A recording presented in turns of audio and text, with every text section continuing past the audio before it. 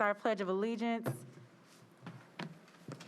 HR Director Melissa Roberge, would you mind leading us in the pledge? Whoop, whoop.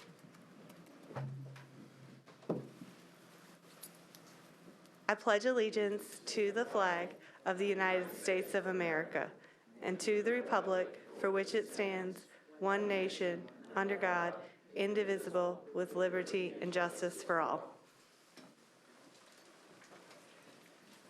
Thank you. And before we move into Director's report, we'll begin with a bit of awards and recognitions. Dr. Battle? Thank you so much, Chair Buggs and board members. Tonight, I'm excited to recognize some of MNPS's most effective and dedicated teachers for a wonderful accomplishment. National Board Certification is a professional endorsement granted by the National Board for Professional Teaching Standards to educators who have demonstrated a remarkable depth of content knowledge and overwhelming evidence of accomplished teaching practices. Candidates for National Board Certification engage in an extremely reflective professional learning journey, in which takes up to 3 years to complete. They submit extensive portfolios that consist of student work, video of instructional practice, and a substantial amount of self-evaluative writing. The learning process of certification focuses candidates analytically on the impact of their decisions about how to approach teaching. It enriches their capacity to differentiate instruction for the benefit of every learner, and it refines the way they think and talk about teaching and learning with their peers. More importantly, the impact on student learning cannot be denied. The National Board for Professional Teaching Standards has provided more than a decade of research showing that students taught by National Board certified teachers learn more, up to an additional 1 to 2 months of instruction. And according to the National Board, the positive impact is even greater for high-need students.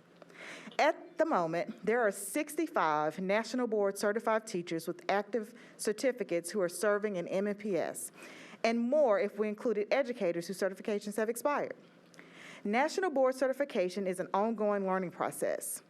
Every 5 years, these teachers are required to demonstrate new growth in practice to justify keeping their certification. As with the process for initial certification, the requirements for maintenance of certification are demanding and portfolio-based: extensive writing, product submission, and video analysis. So here's the part you've been waiting for. As we kick off 2022, MNPS is thrilled to celebrate 3 teachers who successfully achieved certification and 6 who successfully maintained certification, all during a global pandemic. First, a huge round of congratulations to the following new National Board certified teachers. And if you are here, please stand as I call your name. First, a kindergarten teacher at Percy Priest Elementary School, Murray Benson.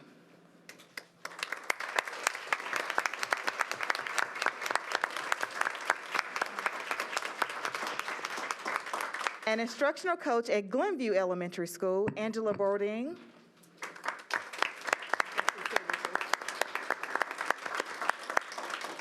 And an educator I used to work with in my days as a principal, a social studies teacher at John Overton, Meredith McGinnis.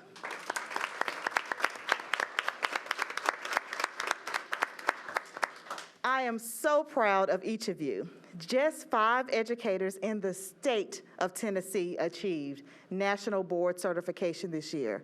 And guess what? We have 3 of them right here in our district in MNPS.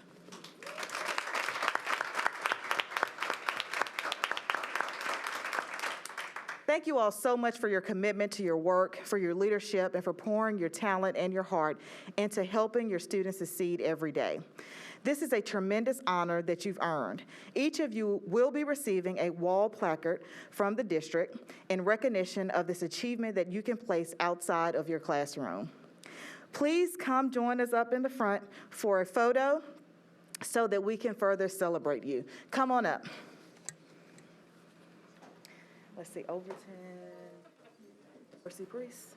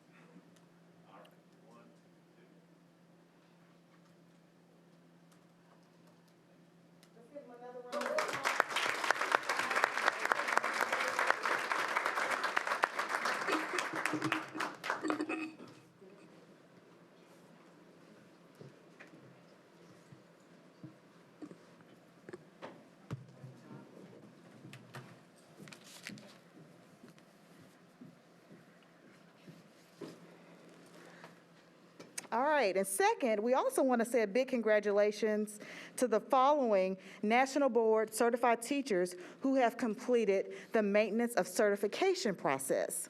If you are present with us tonight, please stand as I call your name. English teacher at Antioch High School, Charles Askins.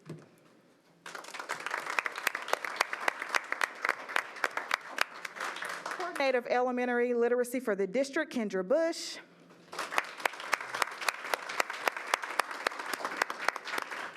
Second grade teacher at Fall Hamilton Elementary School, Lauren England. A few of them had a few conflicts tonight. Dean of Instruction at Chadwell Elementary School, Alice Miles. MNPS Specialist for Librarian Training and Development, Connie Sharp.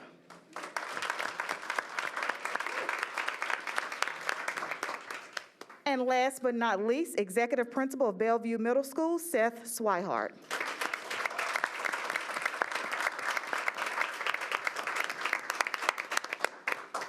I am so proud of each of you as well. Thank you for investing so much time and energy in continuing your certification. This shows how dedicated you are to remaining at the top of your game for the sake of our students.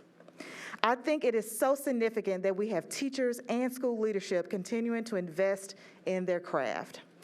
If I could have those who've just completed the maintenance of certification process to join us up front for a quick photo, we would greatly appreciate it. Come on up. And board members, if your districts were represented, want to join us for this first picture? I can read them again. Antioch, Fall Hamilton, Chadwell, and Bellevue.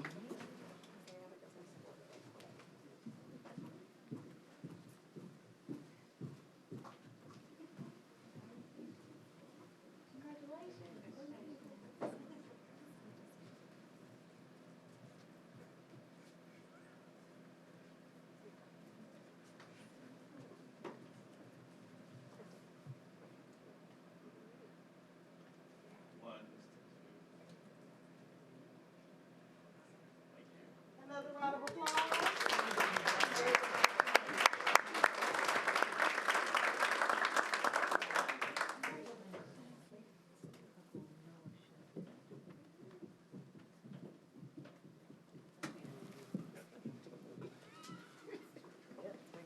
So, Madam Chair, if I can end with, as our teachers are heading out, they've worked hard and had a long day, that these teachers, whether they're still in the classroom or now supporting teachers in other roles, they're amazing assets to their school communities and to the district at large.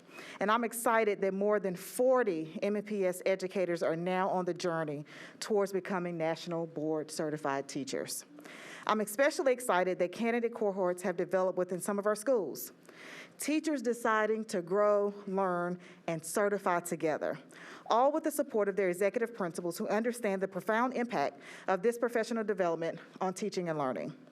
And I'm also thankful and grateful to Katie Interline and Chad Prather and our MNPS Human Resources Department for all of the work they do to encourage participation in the National Board Certification Program and to make sure teachers are aware of this great opportunity and are able to take advantage of it. The district will work to increase its support for these candidates, and we will continue to provide an annual pay supplement of $4,000 to all active National Board Certified teachers. This is on top of the historic raise that the Mayor, Metro Council, and this board awarded our teachers this school year. Thank you all for your deep, inspiring commitment to your own professional growth, commitment to your growth of your colleagues, and most importantly, commitment to the welfare, the joy, learning, and success of all of our students. Congratulations again.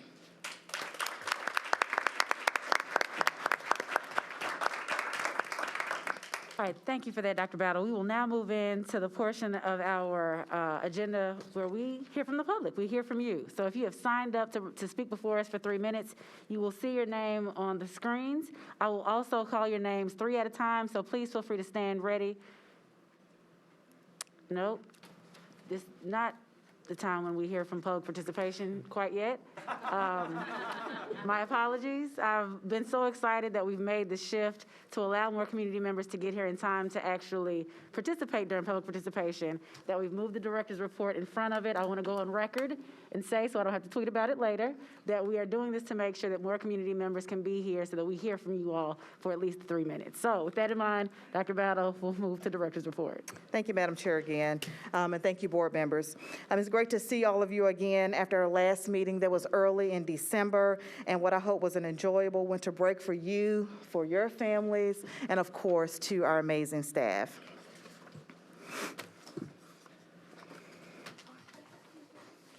All right, so our teams have been busy preparing for the start of the second semester, which actually ended up kicking off yesterday on Monday. This year, we started off the second semester with 3 days of professional development and planning time for teachers. More planning time has been a frequent request of teachers, and this is one of the ways we're accomplishing that goal. Also, as a reminder, with the support of funding from Metro, we were able to expand these in-service days to our instructional support staff to do planning and professional development within their school communities. We had a lot of positive feedback from teachers about this opportunity to work with their colleagues and to prepare for the school year, and we'll have similar opportunities in the upcoming 2022-23 school calendar as well. We also last week shifted to remote work so that we could further mitigate the spread of COVID-19 in our school buildings. As we prepared to welcome back students, we wanted to give staff an opportunity to get tested for COVID-19, and so our school nurse team opened up a site at McGavick High School to do rapid testing. We had more than 400 staff and students get tested, and we did have to close the site on Thursday due to inclement weather, so we're very thankful we were able to meet a need within our community. While we were all hard at work preparing to welcome students back on Friday, well, the weather was not on the same page as the district. More than 3 to 5 inches fell in Davidson County on Thursday, with roads still in bad shape on Friday, causing us to close schools and use one of our inclement weather days. As a reminder, the calendar adopted by the board for the 21-22 school year had 4 inclement weather days built in. Districts are allowed a certain number of stockpile days through state rules that can be used either for inclement weather or in-service days for teacher planning and professional development. If for any reason we need to go over our 4 days due to weather, then we have backup stockpile days identified in February, April, and then at the end of the school year that can be used to ensure we are in person for the appropriate time based on state rules.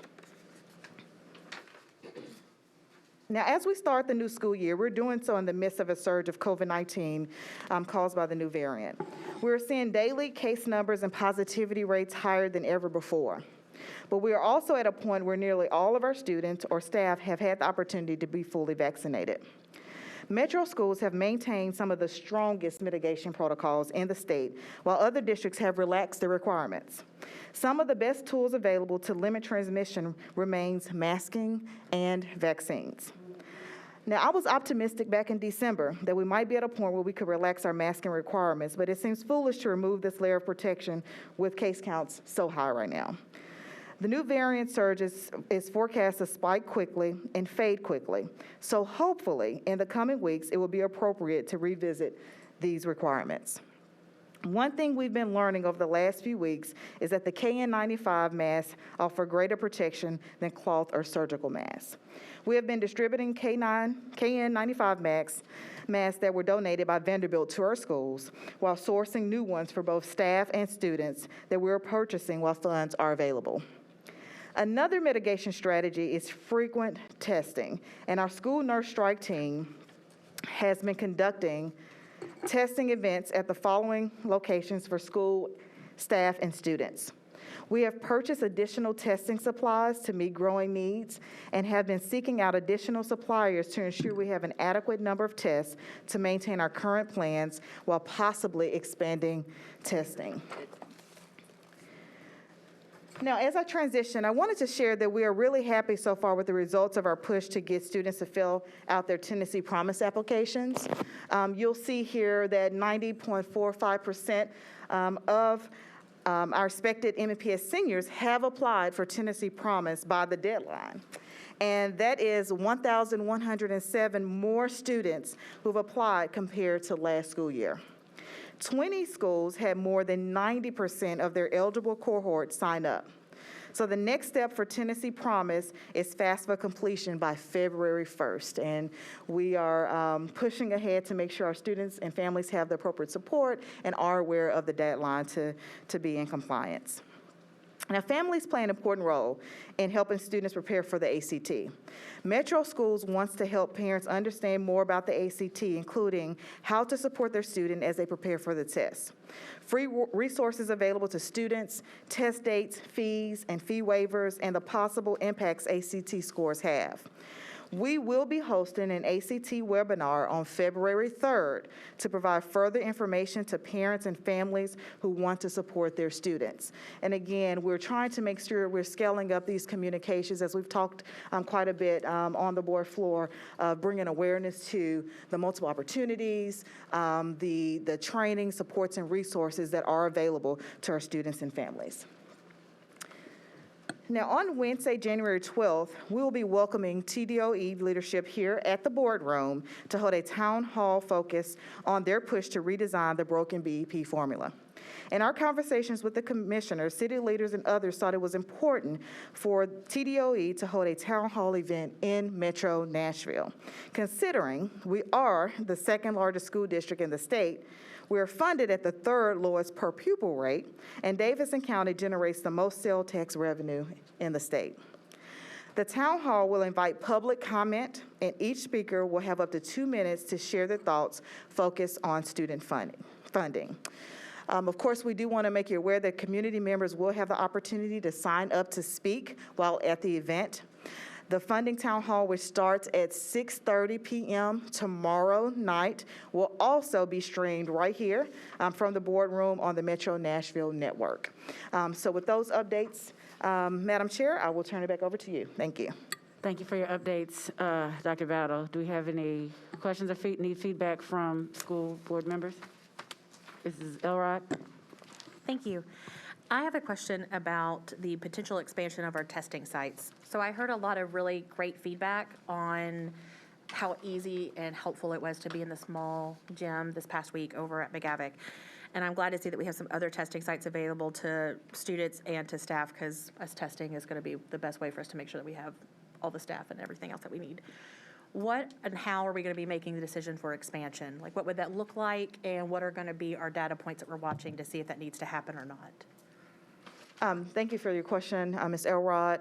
I will invite Dr. Springer to the podium to respond to your question, and then any follow-up as needed. Thank you. Thank you for the comment about expanding the sites. We definitely know that we want to prioritize the safety of our students and our staff as well. And so we are basing our expansions on the data that we see day to day. As you all know, we have daily updates about the COVID rates within our district. So we will make those adjustments accordingly. So we'll use a database decision to determine expansion. And of course, that takes resources. So aligning resources definitely will be part of the conversation as well. So as mentioned, we're also purchasing additional test kits so that as we're identifying, we can match that with the resources, and our school nurses will continue to serve as a point of contact for those expansions. Absolutely. May I make sure I understand the expansion data? So basically, we're going to be watching because we do get daily numbers. So we're going to be watching those to see kind of where there's maybe a surge in certain areas. I know particularly Antioch, Southeast Nashville has been unfairly hit in the past throughout the entire pandemic. So we're going to be watching those and then potentially providing expansion if needed based upon those numbers. That's correct. Okay, got it. Thank you. Any others? All right, go ahead, Mrs. Tyler. Yeah, I've had a couple of questions from constituents just about when a testing site is indoors, how do we Oh, can you hear me? Sorry. When a testing site is indoors, how are we ensuring that we're being as safe as possible to not have a bunch of people who might be positive hanging out together? I know my response has been, every time I've come during COVID for something, it's been you check in, you go back to your car, that kind of, but I just didn't know exactly what was going on. And just to clear that up so that we know that we're actually being careful about that and are keeping that in mind. Absolutely. So mostly our first line of defense is to have our sites outdoors as appropriate. And we know that based upon the weather, there are conditions that must be set and a temperature that must be is required to make sure that the tests are valid. So when that happens and it goes below the threshold, then we move those sites indoors. When we move those sites indoors, we're very cautious about the amount of time that a staff member would be with a family or a staff member providing those services, to make it short, simple, and to the point. And then also just those social distancing mitigation strategies that we always have in place, and masking are definitely observed during that time as well. We're talking about nurses who are providing these services, so they are highly, they're on alert about making sure that we maintain those mitigation strategies. So top of mind, making sure that we are following the guidelines within our control. We don't want to spread by helping out our family, so yes. Good. All right, thank you. You good? Yeah, that's fine. I just All wanted right. to- Well, thank you again, Dr. Battle and staff, for that report. We'll now move on to public participation, where we do get to hear from the community members 3 minutes at a time. I will call out your name 3 at a time, just so you know when you're coming up, but your names will also be listed on the screen. You'll hear this sound at the end of 3 minutes, and then we ask that you finish your last sentence, and feel free to submit whatever remaining statements you'd like to us via email. With that, we'll begin with Heather Freeland, Dr. Berthena Nabai McKinney, and Jane Ryan. Heather Freeland, Dr. Berthena Nabai McKinney, Jane Ryan. All right, Jeremiah Wooten. After him, Amber Whiting and Anna Barnes. Good evening, Board. My name is Jeremiah Wooten. I live in Miss Bush's district and teach math at Oliver Middle and Miss Elrod's district. At the August 24th board meeting, Miss Tyler asked Dr. Battle, and I quote, "Last year, part of the big push towards making every student known was really opening up the support hub to the schools and having members of the support hub going out to our schools. Is that something that has continued into this school year?" Dr. Battle responded, "Yes, it is, in a different structure from last year." And that word, "in a different structure," is doing a lot of work in that sentence. Dr. Battle went on to share an anecdote about a support hub member who spent the day working as a sub for what was either a teacher who was absent or may have been a vacant position on the first day of school. And this led me to believe that support hub members were still assigned to a school and, at least in rare instances, able to come to campus physically and perhaps even cover a class. I'm sure that's what many of you all thought as well. After all, that's what Dr. Battle said, and I imagine you all would believe that. But apparently that was not true. To reiterate, Dr. Battle clearly said, and I quote from this meeting, "Every support hub member has essentially adopted a school, and we have a structured way of making contact with a principal and then being on site across a month's time throughout the year."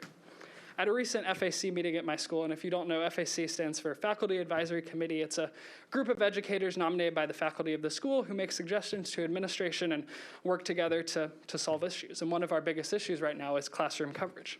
I asked about who our support hub member was, and could they possibly come to campus when we have a big surge and a big group of absences? And we were told, no, this doesn't exist. This program ended last year. I sent my principal the link to the board meeting and was told that she reached out to the support hub and that there was not a member of the support hub assigned to Oliver who could come on site to the building, that was not an option this year. So I respectfully ask you, the board, to look into this program or initiative. Was Dr. Battle telling the truth? I like to believe so. Does this initiative of sending support hub members physically on site to schools still exist? I hope so. If so, why are some schools being told it doesn't exist while others have those support hub members covering classes? And just to add, it is January, and I still have students every day missing their legally required intervention time because their buses are late. Why can't we figure that out? Thank you. Thank you. Amber Whiting. Anna Barnes. Bethany Riddle Johnson.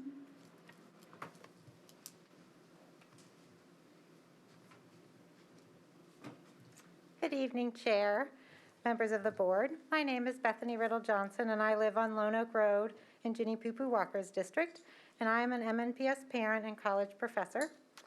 I am here with the NOAA Education Task Force. We are here to recognize and advance Black brilliance, asserting the need for equitable access and support for advanced academics for all MNPS students, regardless of their race, ethnicity, or zip code. We all agree that it's the right of every child, regardless of their race, ethnicity, or place of residence within Davidson County, to access a challenging curriculum to help them grow academically. Indeed, MNPS core tenet is to identify and eliminate inequities, and one of the MNPS core values is excellence, which embodies the belief that all students benefit from high-quality instruction and high expectations each year in every subject and in each classroom. As an educator myself, I know the advantages of advanced academics, and I know how to navigate the school system to ensure my children have access to them. But I've had to mostly figure this out myself, and not all families know of the many benefits of advanced academics or how to access them.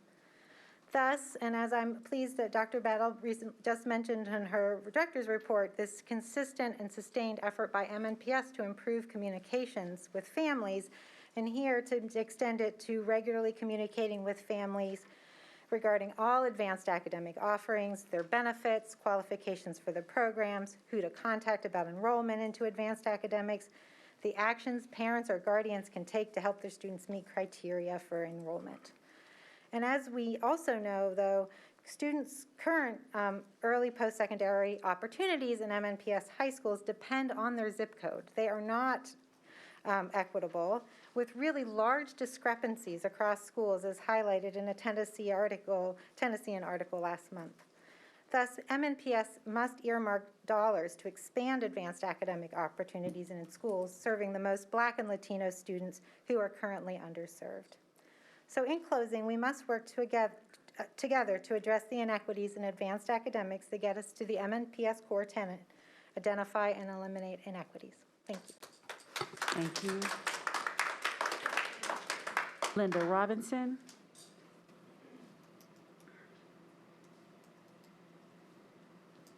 Good evening, Chair Buggs, board members, and Dr. Battle. My name is Linda Robinson. I reside in District 1 and represent the NOAA Education Task Force. Let me say thank you to Dr. Battle and Chair Buggs for their consistent modeling of what community involvement looks like. Most recently, helping to equip the Black faith community with tools to help identify and eliminate inequities and lead the way to ensuring that all our young people, including historically underserved populations, are on the path to being all that they can be. I'm here today to encourage the district in its commitment to advancing Black brilliance and asserting the need for equitable access and support for advanced academics for all MNPS students, regardless of their race, ethnicity, or zip code. We all make up the fabric that is called MNPS, and as part of this tapestry, we bring different values and life experiences. If we are to ensure we speak with one voice around issues of equity and access, it's imperative that we provide all stakeholders, board members, district leadership, administration, teachers, and staff, with the tools and training that looks for, encourages, and develops Black and brown brilliance. For too long, yearly testing has produced the same results. Black and brown children are at the bottom. We all know what insanity is, doing the same thing but expecting different results. We must push ourselves to do better. To be better, we must begin with training. Training that dispels myths, diminishes biases, and promotes cultural understanding and the belief that all children, but particularly Black and brown children, can excel in advanced academics if provided access and support. We must ensure that every MNPS employee interacting with students is provided training in implicit and explicit bias, cultural competency, and identifying gifted and talented students. Equally important is that board members and district leadership understand and speak with one voice around these issues. These, however, cannot be one-and-done trainings. The polarization in our society today demands that these be ongoing conversations and interactions in which we challenge ourselves to push beyond our lived experiences and be open to new opportunities. I know that there's only so many hours and days for training. However, it's a necessary challenge to create environments in which the educators we place in front of our children have the tools and training needed to see all of our children as brilliant. To not provide adequate training is to perpetuate the systemic racism that exists in many institutions. We must work together to address the inequities in advanced academics that get us to the MNPS core tenet: identify and eliminate inequities. Thank you. Thank you. Dr. Paula Pendergrass. Gwen Johnson.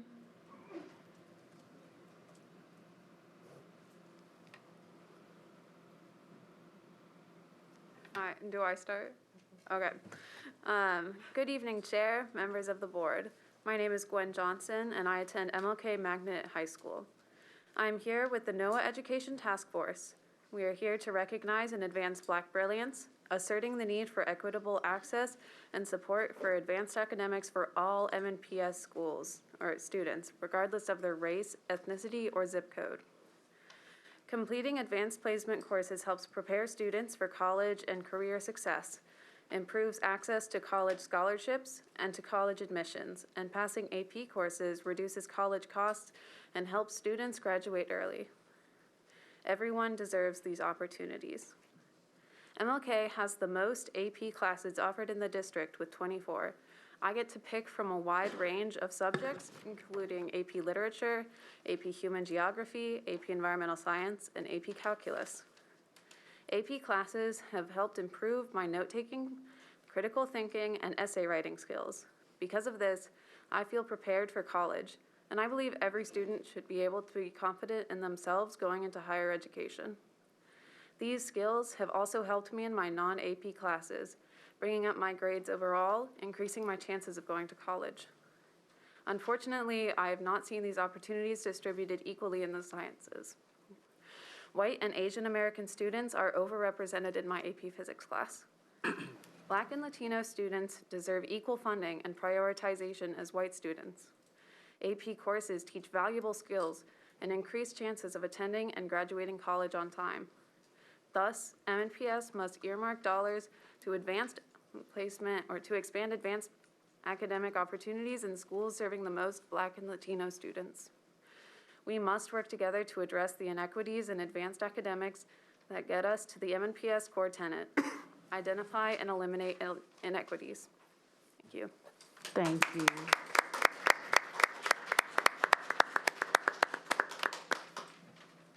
Autumn Jemison.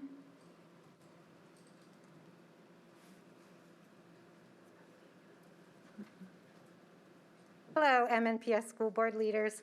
I am reading this for a brilliant Black young woman who is a graduate of MNPS, as she is away at college today. She writes, "My name is Autumn Jemison. I'm from Nashville, born and raised, and have lived in the Woodland Waverly neighborhood my entire childhood. I am here with the NOAA Education Task Force. We are here to recognize and advance Black brilliance, asserting the need for equitable access and support for advanced academics for all MNPS students, regardless of their race, ethnicity, or zip code. When I was younger, I moved to many different schools as my parents were sampling the best schools for my sisters and I to get a solid education. I attended schools like Glendale, Christ the King, Battleground Academy, and Hillsborough High School, my alma mater. Coming from a family of scholars, my parents wanted us to have access to different perspectives and be able to adapt to change. At Hillsborough, I was a candidate in the IBCP program, taking History of the Americas and Language and Literature as my advanced courses. Currently, I go to school at Dillard University in New Orleans, where I major in film and double minor in accounting and English. I can confidently say if it wasn't for my years in advanced classes, I would not be prepared for the content I'm learning now in school, how to manage my time efficiently, or when and how to ask questions that bring me clarity. In MNPS, racially diverse schools in the district, such as Hillsborough High, tend to have the largest racial inequities in enrollment in advanced academics, a trend seen nationwide. I experienced this firsthand. Respectfully, Hillsborough does not apply the same attention to their Black and brown students in motivating them to join advanced classes as they do their white counterparts.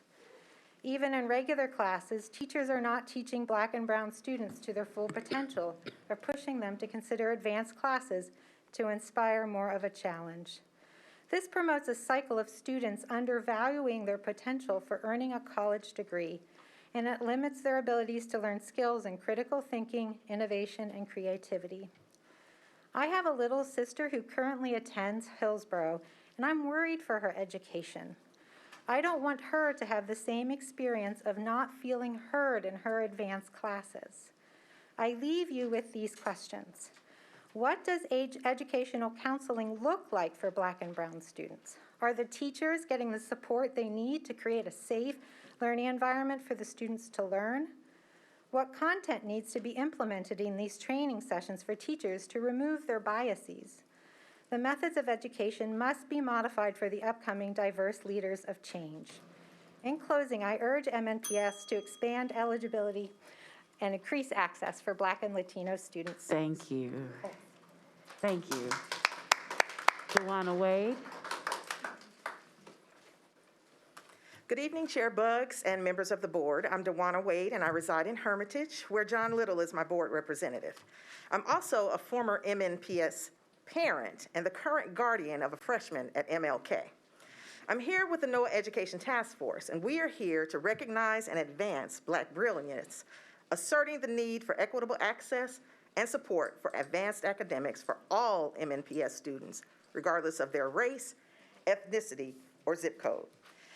It's very clear that there are and have been egregious racial disparities in school discipline, with Black and brown students being overrepresented in punitive discipline consequences in MNPS. Those same racial disparities are evident in academics, as Black and brown students are underrepresented in gifted and talented programming in MNPS. There's certainly a connection between these two issues, and it boils down to the need for continued focus and efforts around teacher diversity, anti-bias training, and social-emotional learning. All things the advanced academics and SEL committees are advocating for in an effort to address and eliminate these disparities. Nationwide, teacher race is the factor most associated with gifted assignment for Black students. So much so that Black students are 3 times more likely to be assigned to gifted reading programs when previously taught by Black teachers than when taught by non-Black teachers. Unfortunately, MNPS teachers are predominantly white women, which does not align with the diverse student body of MNPS. MNPS must accelerate efforts to diversify the teacher workforce by employing and paying well more Black and Latino teachers. Now, and once this acceleration has been achieved, it's imperative that all teachers, all school personnel, all faculty, staff, building leadership, senior leadership, bus drivers, cafeteria staff, everybody receive regular, ongoing, consistent anti-bias and SEL training. Not training that's optional and only for some personnel who interact with students, training that is required and for everyone. In the absence of this training, it becomes too simple for us to overly rely on punitive consequences to behaviors, therefore removing Black and brown students from the classrooms and decreasing their opportunities for advanced academics. It's time for a new culture, consistent across the district, which acknowledges the intersectionality between teacher diversity, social emotional learning supports, and anti-bias training, and their power to promote access to advanced academics for students who are most often left out of the conversation. We must work together to address the inequities in advanced academics that get us to the MNPS core tenet: identify and eliminate inequities. Thank you. Lynn Hoyt, followed by Billy Sanders and Michelle Sheriff. Good evening, Chair, members of the board. My name is Lynn Hoyt. I live at 160 Haverford in Board Rep Tyler's district, and I am an MNPS parent. As a NOAA member, I am here to recognize and advance Black brilliance, asserting the need for equitable access and support for advanced academics for all MNPS students, regardless of their race, ethnicity, or zip code. My 3 children all participated in Encore, now GATE, and it's the Gifted and Talented program. I am proud that MNPS offers high-level academics for its students. It should, it must. But should it only happen with a magnet school selection? Should it only favor white students, the best behaved students, the students with the most available parents? I reflect on my time in MNPS and what I describe as working the system. I was one of those visible West Nashville parents. To me, it seemed access to advanced academics has always been capitalized on by parents that had the time to advocate for coursework. I know you're aware of these inequities and this history, and I thank you for your work to address it. White students in MNPS were 2 times as likely to be enrolled in advanced placement classes compared to Black students in the 2021-22 school year. Statistically, this is because MNPS high schools that serve mostly Black students offer many fewer AP courses than racially diverse schools in the district. But why is it statistically MNPS high schools serving mostly Black students offer fewer AP courses? I have some insight. The mid-December Tennessean article on disparities in advanced classes is a worthy analysis. It shows what high schools had the most academic offerings, and it correlates with high schools that have a history of strong parent involvement and PTOs, mostly in West Nashville. I know it's very tough to get parents engaged. Many don't trust their engagement is welcome or will make a difference, or school culture makes engagement transactional, not collaborative. Collaboration is critical to equity and support of the public system. It is made even harder because we feel cut off by COVID. Thus, MNPS should set clear, measurable goals for advancing access to and success in advanced academic opportunities and commit to publicly measuring district progress towards those goals, including sharing a comprehensive plan by the end of the school year. MNPS should also provide publicly available, clear, transparent, and easily understandable data on advanced academics in the open data portal, updating each semester and disaggregating by school, race, and ethnicity, gender, whether economically disadvantaged, English proficiency, and disability status. All students benefit from high-quality instruction and high expectations, and all parents benefit from being a part of building those academic pathways. We must work together as a school and a community to improve advanced academics access. Thank you. This MNPS Core Tenet 39. Thank you. Billy Sanders.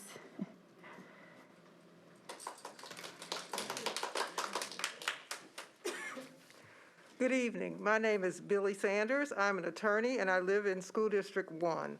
I have 3 children who graduated from Metro Public Schools and participated in advanced academics.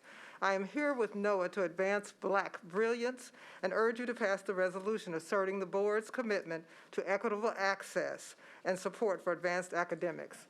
National data shows that when given the opportunity, Black and Latino students are successful in advanced academics. However, there are undeniable disparities in educational opportunities for advanced academics for Black and Latino students in Metro schools and nationwide. For example, white students in Metro were 4 times as likely to be identified for Encore in the 2021-22 school year compared to Black students. Why is this? Metro schools should use data to find out and to identify and eliminate the barriers that prevent Black and brown students, and particularly those from low-income backgrounds, from early access to advanced academic opportunities.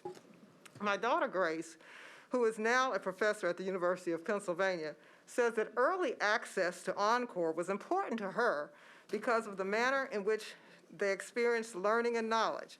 She said she experienced many things hands-on, and they were not graded on it, but they were expected to do their best. And being with other gifted students required her to be challenged and push herself. She also believes late access could cause some students to be intimidated and second-guess themselves. Thus, all the more reason to provide support to help Black and brown students to succeed once enrolled. Metro schools should also expand eligibility to advanced academics. In addition to universal testing, expand the use of recommendations based on a range of qualitative data That is, behavior that is observed and cannot be measured with tests. Some students may show giftedness in an area that is not being fostered in the classroom. Disruptive behavior may be a signal for a more challenging curriculum, or curriculum that needs to include the student's culture and history. I'm a strong believer in the motto of the United Negro College Fund, which is, "A mind is a terrible thing to waste." We must afford all children the opportunity to have a challenging curriculum that allows them to live up to their potential. We must also encourage them and provide them with the tools and support they need to succeed. Our society is diminished because we have failed to foster minds that could be solving so many of the problems in our communities and world. Your core tenets say you want to eliminate inequities and want to foster high-quality instruction and high expectations each year in each classroom. Let's work together and get it done. Thank you. Thank you. Michelle Sheriff and Dave Rosenberg. Greetings, Chair, members of the board, and Dr. Battle. My name is Michelle Sheriff. I am a nationally board certified teacher and president of MNEA. Our organization amplifies teacher voice at the district level and endeavors to address educator concerns. That is why our ongoing partnership with MNPS is important. I want to say thank you and recognize the partnership between MNPS and MNEA. Our members were concerned about returning to work in person for second semester. We met with MNPS leadership, and the district was receptive and pivoted to remote option for last week's PD and planning days. This is just one example of how our partnership with district leadership supports MNPS educators. As MNEA amplifies educator voice, I'm also here to express concern about the lack of substitute teachers. To improve student outcomes, we must have personnel in buildings to support student learning. Currently, most vacancies are filled by students being added to other classes or teachers covering vacancies during their planning time. Asking teachers to cover unfilled vacancies every day increases their workload and stress levels. When students are added or split into other classes, that classroom teacher's attention is divided between their assigned students and additional students, and instruction suffers for both sets of students. When teachers are asked to cover vacancies during planning time, they do not have the time to plan and prepare lessons, contact families, grade assignments, or do any of the other million things that need to occur to support students every day. We know we must find creative solutions to fill vacancies. Some suggestions we have are bonus pay for substitute teachers who work consecutive days, in lieu of sub-pay for substitute teachers who cover more than one vacancy each day, increase substitute pay to be competitive with the Nashville job market.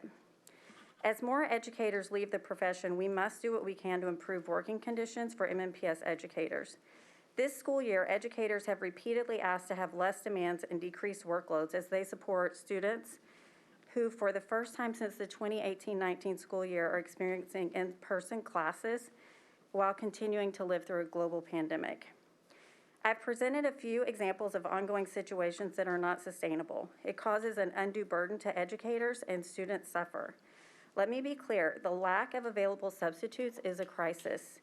These examples are happening every day in nearly every school. MNEA stands ready to continue partnering with the district to find solutions to these ongoing and pressing issues.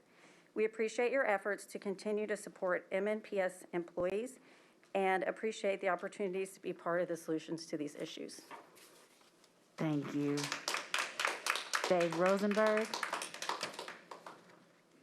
Jane Rogers.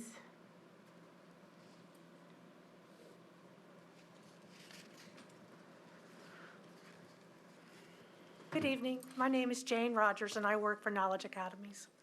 I'm here tonight to tell you that, or ask you to renew our charter. I am a special education teacher. It's a hard job, but I love it. We have a dedicated team of teachers who come in every single day and do nothing but dedicate their time to make other children whose life is difficult better. We don't just teach them academics. We teach them how to live. We teach them how to count money. We teach them how to tie their shoes. We teach them how to stop and wait in line for their turn to talk. We're there to help them do everything. We also have a special group of middle school schoolers who work hard every single day and they want to do well. They come to school loving school because they have a group of teachers who don't just come in there and half do their job. We come in there ready to teach. For a lot of our kids, we are mom and dad. We spend the most of their day with us. They go home, they get ready, and they go to sleep, and they come back. So we don't just get to teach them education. We also get to teach them how to be responsible citizens after leaving school. I also come before you as a mother. My daughter used to go to another school, a Christian school, a great school. And I made a difficult decision to bring her over to Knowledge Academies, where she was doing okay. Now she's thriving. I don't have to do the weekly or nightly argument. Could you do your homework? That's out the window. She's got it. She loves coming to school. It's not an argument to get her to go to school. She wants to have friends. She's involved. And she's here tonight to explain to you how why she loves the school as well. So I just come before you respectfully asking you to renew our charter. Our kids, it's not our students, they're our kids, and we would love to keep it that way. Thank you. Richard Page.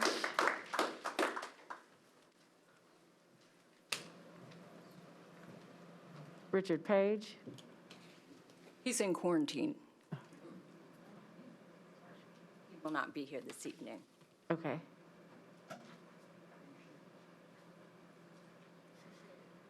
Gotcha. Good evening, Dr. Battle, Chairman Buggs, and members of the MNPS School Board. My name is Sherry Hage, and I am the founder and CEO of NEI. Thank you for the opportunity to speak tonight regarding our work with Knowledge Academies. KA is a very special place, as you saw from the many students and parents and staff members who spoke to you both last month and tonight. It was founded on the principles of providing parents a quality school choice option that is innovative, drives academic excellence for students, provides a unique and smaller learning environment for families, and is in partnership with the local school district. This board and this superintendent should be commended for listening to this community and working hard to give parents various educational opportunities that meet their needs, all in partnership with you. We appreciate the fact that you recognize that a one-size-fits-all model does not work for a diverse and unique community such as Nashville. We stand with you in serving the Antioch community well. Since April of 2019, Knowledge Academies has seen a lot of positive changes that have expanded on their original successes. We have worked hard to rebuild a positive relationship with the charter office, and we're extremely proud when the schools were removed from your probation list because we successfully met all of the outlined metrics. We have not missed one monthly financial report submission, and we are in compliance. We have seen improvements in our academic outcomes, as shown with the state data in 2021, which led KA to exiting the state CSI list. Our TCAP results further showed that our work during the pandemic yielded solid academic results that are higher in ELA, math, and social studies than all other traditional public schools in our zone. We have seen increased parent and community engagement, improved operational efficiencies, provided more professional development for our teachers and staff, and brought equity to our boys and girls athletic programming, most of which occurred during the last 18 months of a global pandemic. We as a school community stand here tonight to request your continued support by approving our charter renewal. That approval will send a strong message to our staff, parents, and students that one, their hard work is being rewarded, and two, their commitment is doing what is best for students is truly appreciated. In closing, I want to say this: our successes are your successes. We are all in education to do what is good and noble and right for the children. I know that together we are meeting the needs of the Antioch community by providing them a quality public charter school that is supported by a quality school authorizer. Thank you for your continued support. Thank you. James Bristol.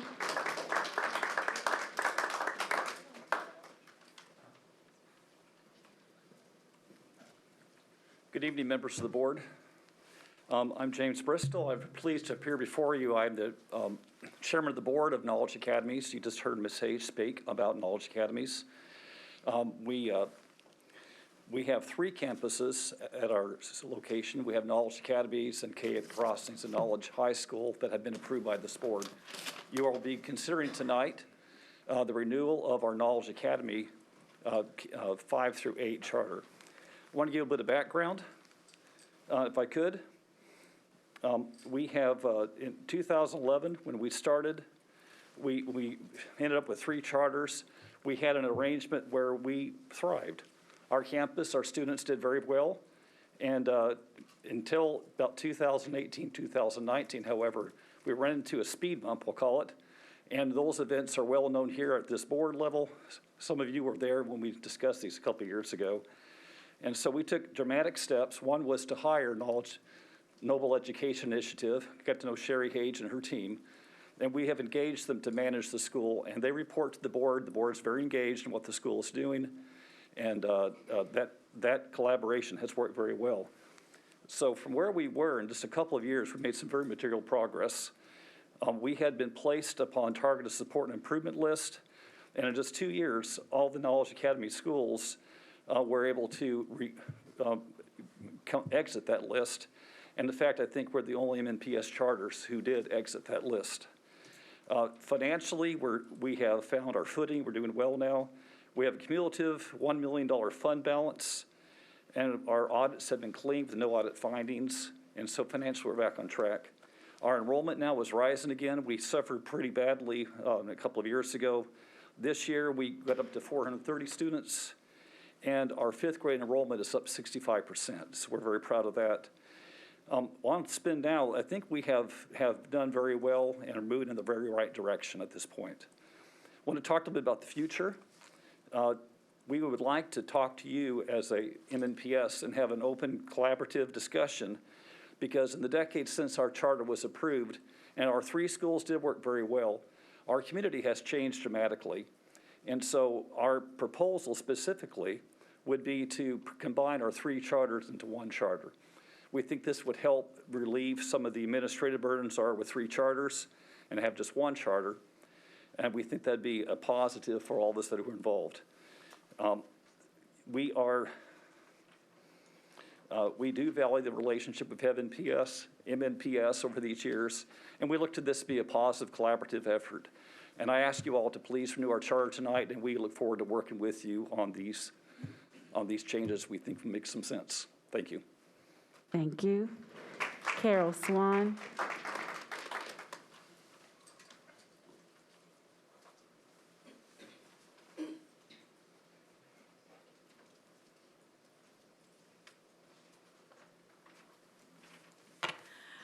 Good evening.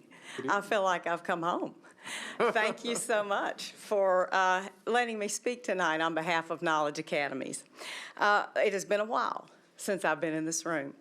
And some of you know me from my work with the Charter Office before my retirement in 2018. Since then, through my own consulting company, I work with charter operators and authorizers all over the country. One of the many services I provide for my clients is evaluation of existing schools for renewal or replication purposes. While charter laws and performance expectations vary from state to state, there are 3 constants that every authorizer wants to see. One is academic progress and growth for students. The second is operations of a school that support that academic programming. And the third is fiscal responsibility and financial accountability. This school has all of those. Founded in 2012, Knowledge Academies quickly became designated as a reward school for the state. When the school began facing challenges, the governing board did exactly what we would want a good governing board to do, and that is to assess the situation, to make the necessary changes.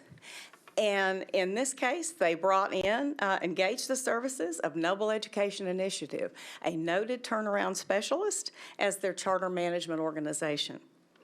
In less than 3 years, NEI has brought stability and innovation to every aspect of Knowledge Academy: academics, operations, and finances. 2 of the Knowledge schools, as you've heard, have come off of the state's designated TSI and ATSI lists in 2020, a pandemic year. This year's interim benchmark scores are promising in their dramatic growth. And not only that, but NEI and Knowledge Academy has been a great partner with MNPS, fulfilling all compliance requirements to be released from probationary status and working with the charter office every step of the way. They want to continue to be a good partner. A full-time community liaison at Knowledge continues to build community trust, and partnerships and the finances have been stabilized and are transparent. In closing, please let me say this to you. Every school has its challenges. They are not defined by those challenges. They are defined by how they react and respond to them.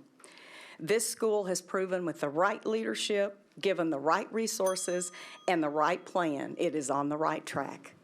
And I hope you will join with me in recommending this school for renewal. Thank you. Michelle Harville-Jones. Michelle Harville-Jones. Denise Thompson.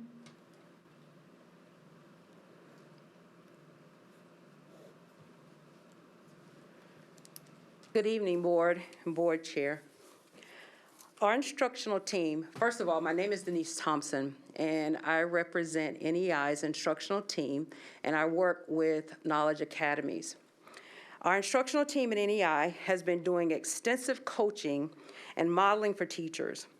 We recognize that too often professional development practices focus on delivering educational expectations without the supports to monitor the implementation of the practices that occur.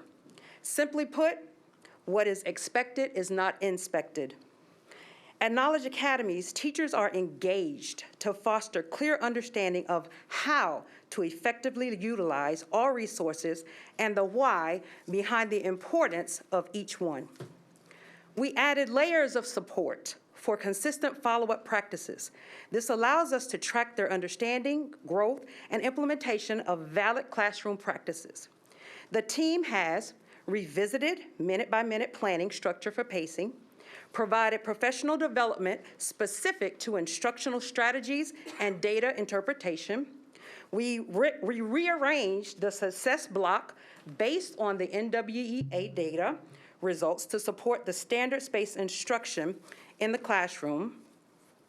We also are coaching teachers to effectively work with critical subgroups such as ELL and ESE, working with them on POP plans so they understand how to drive student data conversations and hold them accountable for data tracking. As you know, this alone is a high-yield strategy. Our goal is to not only equip teachers with research-based strategies, but to immerse them in data.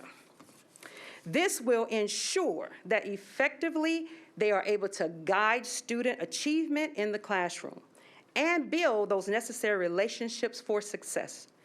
KA already has a culture of excellence and fabulous teachers. We ask that you allow us to continue the observable, data-proven progress and the unprecedented growth of the teachers by renewing the charter for Knowledge Academies. Thank you so much for your time.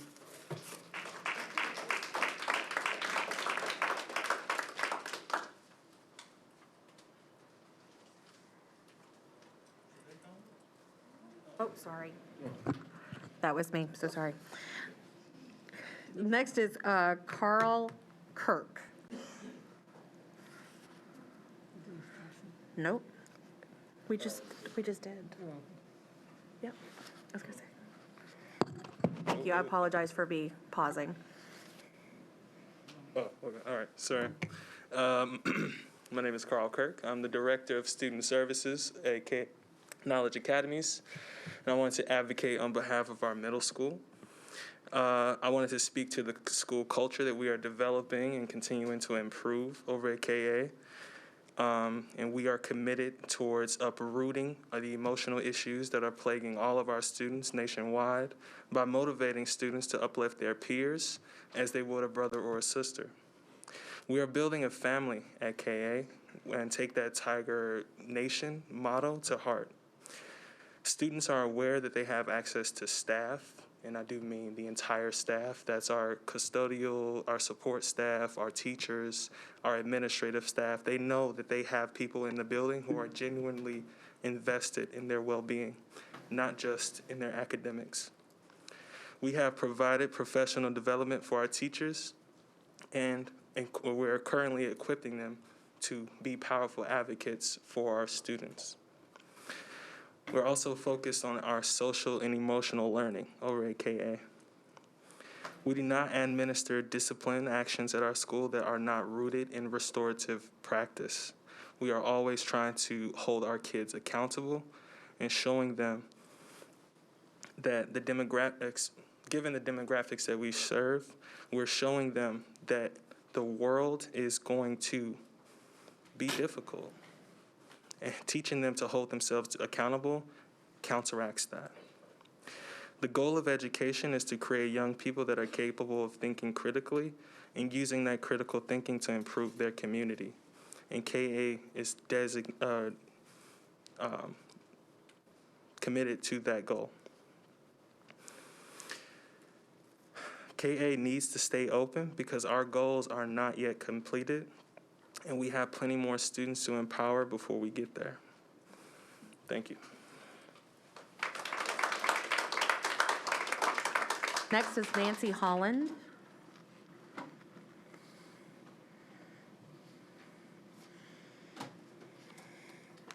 Good evening, Board. I'm glad to be here. I'm Dr. Nancy Holland.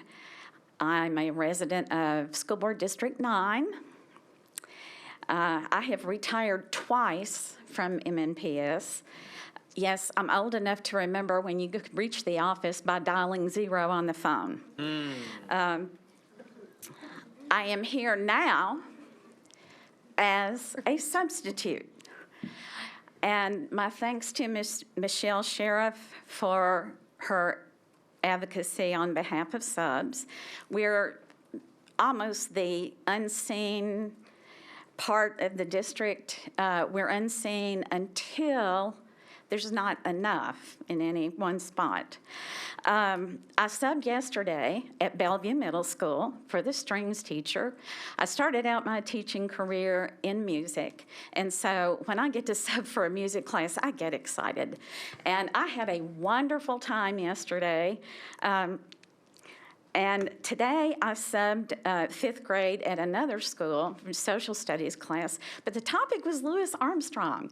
So I took the liberty of teaching a music class, sort of, while talking about Louis Armstrong. And I have had 2 wonderful days. I'm kind of afraid to say that because there's this sense that if you're having fun teaching, you don't need to be paid. Well, you know, the problem with that is my mortgage company does not care how much fun I'm having at work. They want the money. And I got to have it. I know I could go to work in a retail establishment and get more per hour and get paid Christmas and paid New Year's. I've worked in retail. I worked for the big corporation. I want to teach. That's my calling. That's what I'm good at. That's what I do. I don't want to go to retail. I want to teach. So I'm asking that you consider raising substitute pay. I'm not the only Metro retiree who is subbing, and I have some colleagues who have the extended contracts, which is a great thing. You know, I get calls from music teachers who say that I'm their first choice. Well, you know, that just makes me feel wonderful, but there's one of me, and usually 4 or 5 of them needing a sub on the same day. Also, we should be getting paid when the schools have to be closed, like holidays and inclement weather, although we would all settle for getting holiday pay. So just a thing. Glad I have the chance to be a sub, and thank you for listening. Thank you. Next is Sandy Castro.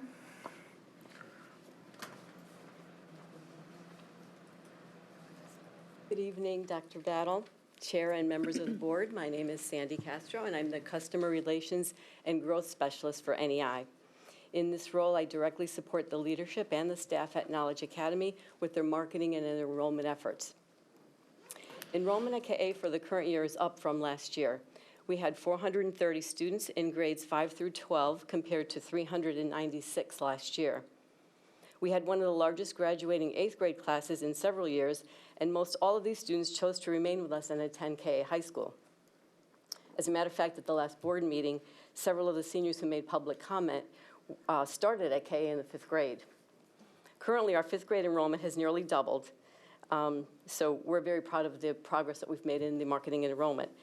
Additionally, the population and housing growth is exploding in the area around the campus, and the traditional public middle schools are already at or over capacity. So as a result, we expect to see an increased demand in the coming years. Each year, we survey our parents, students, and staff, and the most recent parent survey showed us that parents are pleased with the targeted support and intimate environment at KA, that KA was the right fit for their child, and that KA was the best school in the Antioch area. Each year, school team members, along with NEI team members, work together to prepare the marketing plan for the upcoming year. This plan is thoughtfully designed to ensure there's a broad outreach and that resources are in place for us to roll out an effective plan across Davidson County. The marketing plan consists of 5 components: a digital marketing campaign, the utilization of all social media platforms, advertising on TV, radio, local papers, etc. And we also send a direct mail postcard prior to open enrollment period, inviting prospective parents to attend information sessions and tour the campus. The 4th component is grassroots marketing. We visit local businesses, we hold off-site info sessions, we canvass neighborhoods, we invite community partners to be involved with the school, and KA has attracted many new families and, as a bonus, increased our community partnerships. The last component is promotional items, and we want to be sure we have a sufficient inventory of brochures, flyers, and various promotional materials for our grassroots efforts. Our goal is community awareness and highlighting what KA has to offer its students and families. The success of the marketing plan is a team effort and not the sole responsibility of the school registrar. School leadership, family engagement representative, teachers, and even our students participate. I hope this has provided you with an understanding of the ongoing marketing efforts which we have in place to ensure KA is continuing to reach out to new families and increase enrollment. And I thank you for your time this evening and look forward to your yes vote. Thank you. Amity Marsh. Good evening, Chairwoman Buggs and members of the board. My name is Amity Marsh, and I live in Autumn Oak Subdivision in District 2. I would like to review some of the concerns that were brought up in a previous board meeting regarding the book Woods Runner that will be taught this quarter to 4th graders. 4th graders are usually 9 to 10 years old. However, the book is recommended for ages 12 and up. The main concern is the graphic nature of the book and it being presented to elementary age children. Here is a brief summary of the book, including some graphic quotes from the first few chapters. 13-year-old Samuel lives with his parents on the edge of the wilderness in the British colony of Pennsylvania. Samuel knows how to hunt and how to survive in the untamed forest, where it can take days for news to arrive. There are rumors that American patriots have begun a bloody war against the English. Then the war comes to him. In a savage attack by British soldiers and Iroquois, Samuel's parents are taken prisoner. Samuel follows their trail, determined to find a way to rescue them. Each day he confronts the enemy and the unbelievable cruelty, tragedy, and horror of the war. But he also discovers unexpected allies, men and women working secretly on behalf of the patriots. And he learns that he must plunge deep into enemy territory to find his parents. Chapter 1. One man mauled to death by a bear that had attacked his horse while the man was plowing. The man's head was eaten, another killed by an arrow through the throat. Chapter 3. Whole ranks of attacking men could be torn to pieces in a single shot, the musket ball passing through the man after man, ripping them apart. Chapter 4. Not just the smoke from the fires, but the thick, heavy smell, blood, death. The chapter continues to dwell on death and mutilation. Chapter 5. He saw where Overton and others had fallen, saw the blood, now covered with flies, where they had been hacked to the ground with tomahawks. The chapter continues to dwell on blood and death.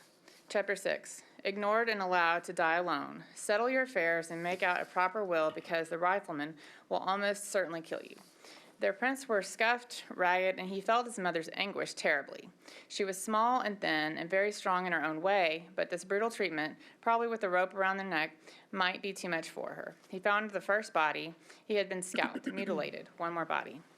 We'd like to reiterate that Woods Runner was removed in Williamson County and replaced with two primary sources, King George's Proclamation and rebellious colonies and the Declaration of Independence. Excerpts from both will be used. We applaud the removal of this book in Williamson County and ask you to do the same for the students in Davidson County. We appreciate your time. We hope you will see a need to replace the book as well, since we all want what's best for our children. Thank you. Thank you. Emma Ohm. Emma Ohm. Jackson Self.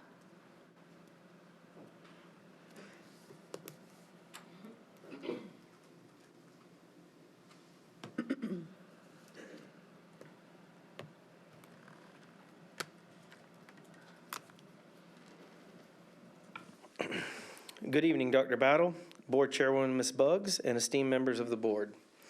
Let me first say thank you for your selfless service of educating the community of Metro Nashville.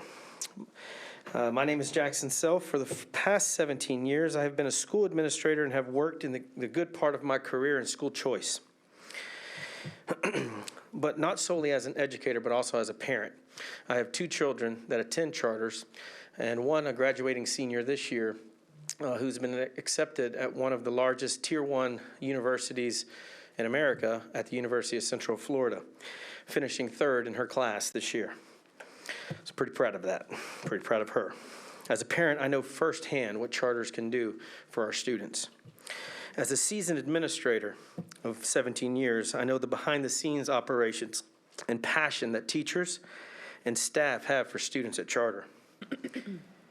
When I look at KA as a whole, the school continues to move the academic needle. Heck, we enrolled 12 students just this week. If we look at the community in Antioch, it desperately needs school options for families for two specific reasons. The data, as you've heard, currently KA outperforming all the other neighboring schools in the Antioch community in reading, math, and social studies. But two, the exploding growth of Nashville. Specifically the I-24 corridor, there are new residential communities being planned, developed, built right now, many of them, and in the future.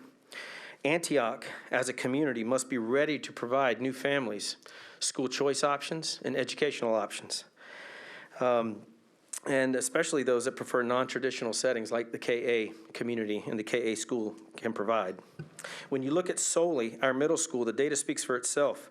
But more importantly, you heard last meeting and again tonight from our students and many members of our staff, examples of the heart, the culture, the high performing culture that they're developing and we're developing at KA. Many who are graduating seniors who've been and started in our middle school as 5th graders, 6th graders, and 7th graders. In closing, please renew our charter. Our students and families love our school, our community needs our school, and our success is your success at Metro Nashville Public Schools. Thank you. Thank you.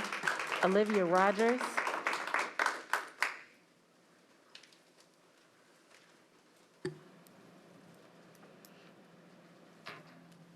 Hello, my name is Olivia. I'm in the 8th grade, and this is my 2nd year at Knowledge Academy. The reasons why I love Knowledge Academy is that I feel like I can express myself more and be myself.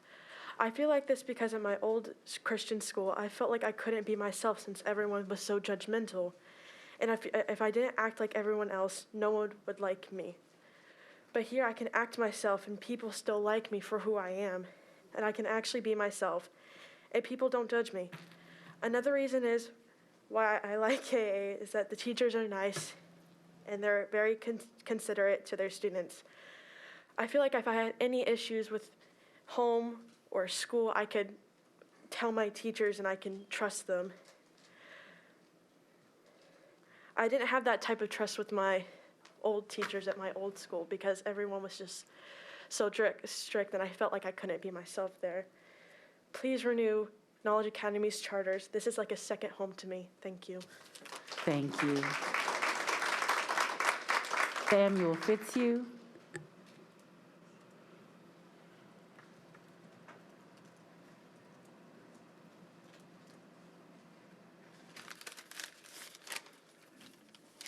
Good evening, members of the board chair.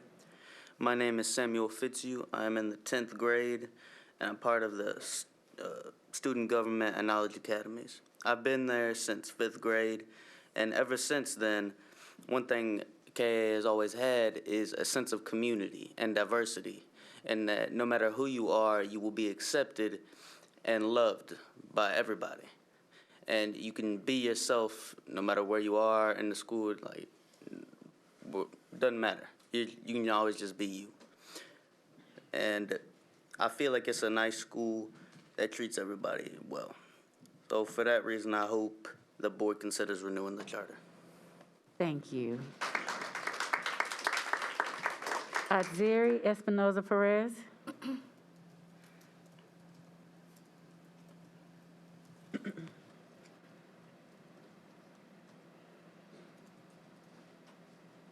Good evening, members of the board. I am Atziri Espinoza. I am in the 8th grade, and I live here from Antioch. I think KA should stay because my last school, I had a bad experience. When I came to KA, I was able to socialize and join sports. I am part of the volleyball team because of KA. They include every little thing that students suggest to make the school better. Thanks to KA, I was able to experience what middle school is. KA is a very welcoming school, and I'm glad to come to this school. Thank you for your time. Thank you. Kara Wilson. Kara Wilson. Valerie Sanchez.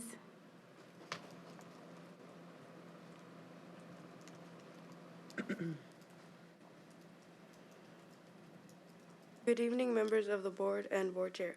My name is Valerie Sanchez, and I'm an 8th grade student at KA. KA has been a great experience. I made some great friends and met great teachers.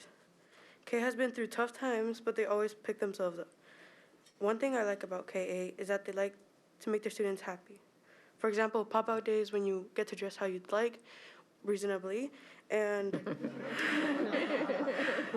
and when they started to let us wear hoodies. I also like how KA tries to make their students comfortable. Like, I'm excited to start next year and what's new to come.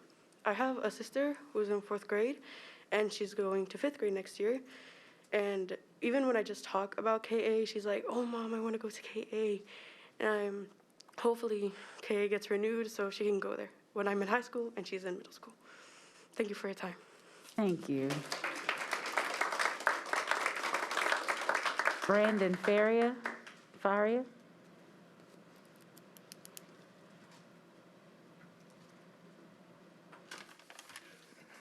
Good evening, members of the board and board chair. My name is Brandon, and I'm in the 8th grade, and Knowledge has been one of the best schools I've attended. I've met some of my best friends here, and when I was on crutches, the staff were so eager to help me getting to class, and I'm very glad I chose to go to Knowledge. And I hope the board chooses to renew the charter. Thank you for your time. Thank you. Jordan Lopez Holloway. Jefferson Aguilar.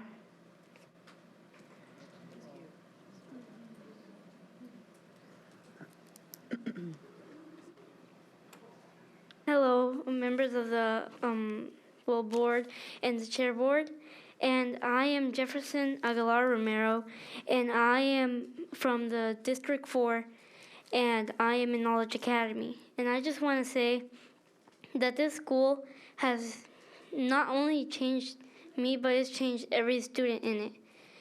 When I used to go to my previous schools, people judged me by my height, and, well, no one likes to be judged.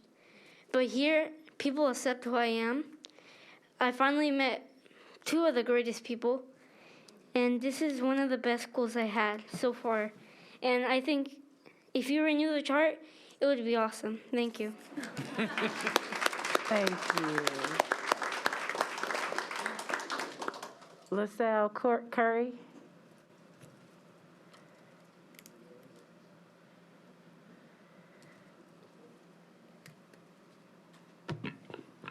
Good evening, Board Chair and members of the board. I'm LaSalle Chapman Curry, Middle School Special Education at Knowledge Academy.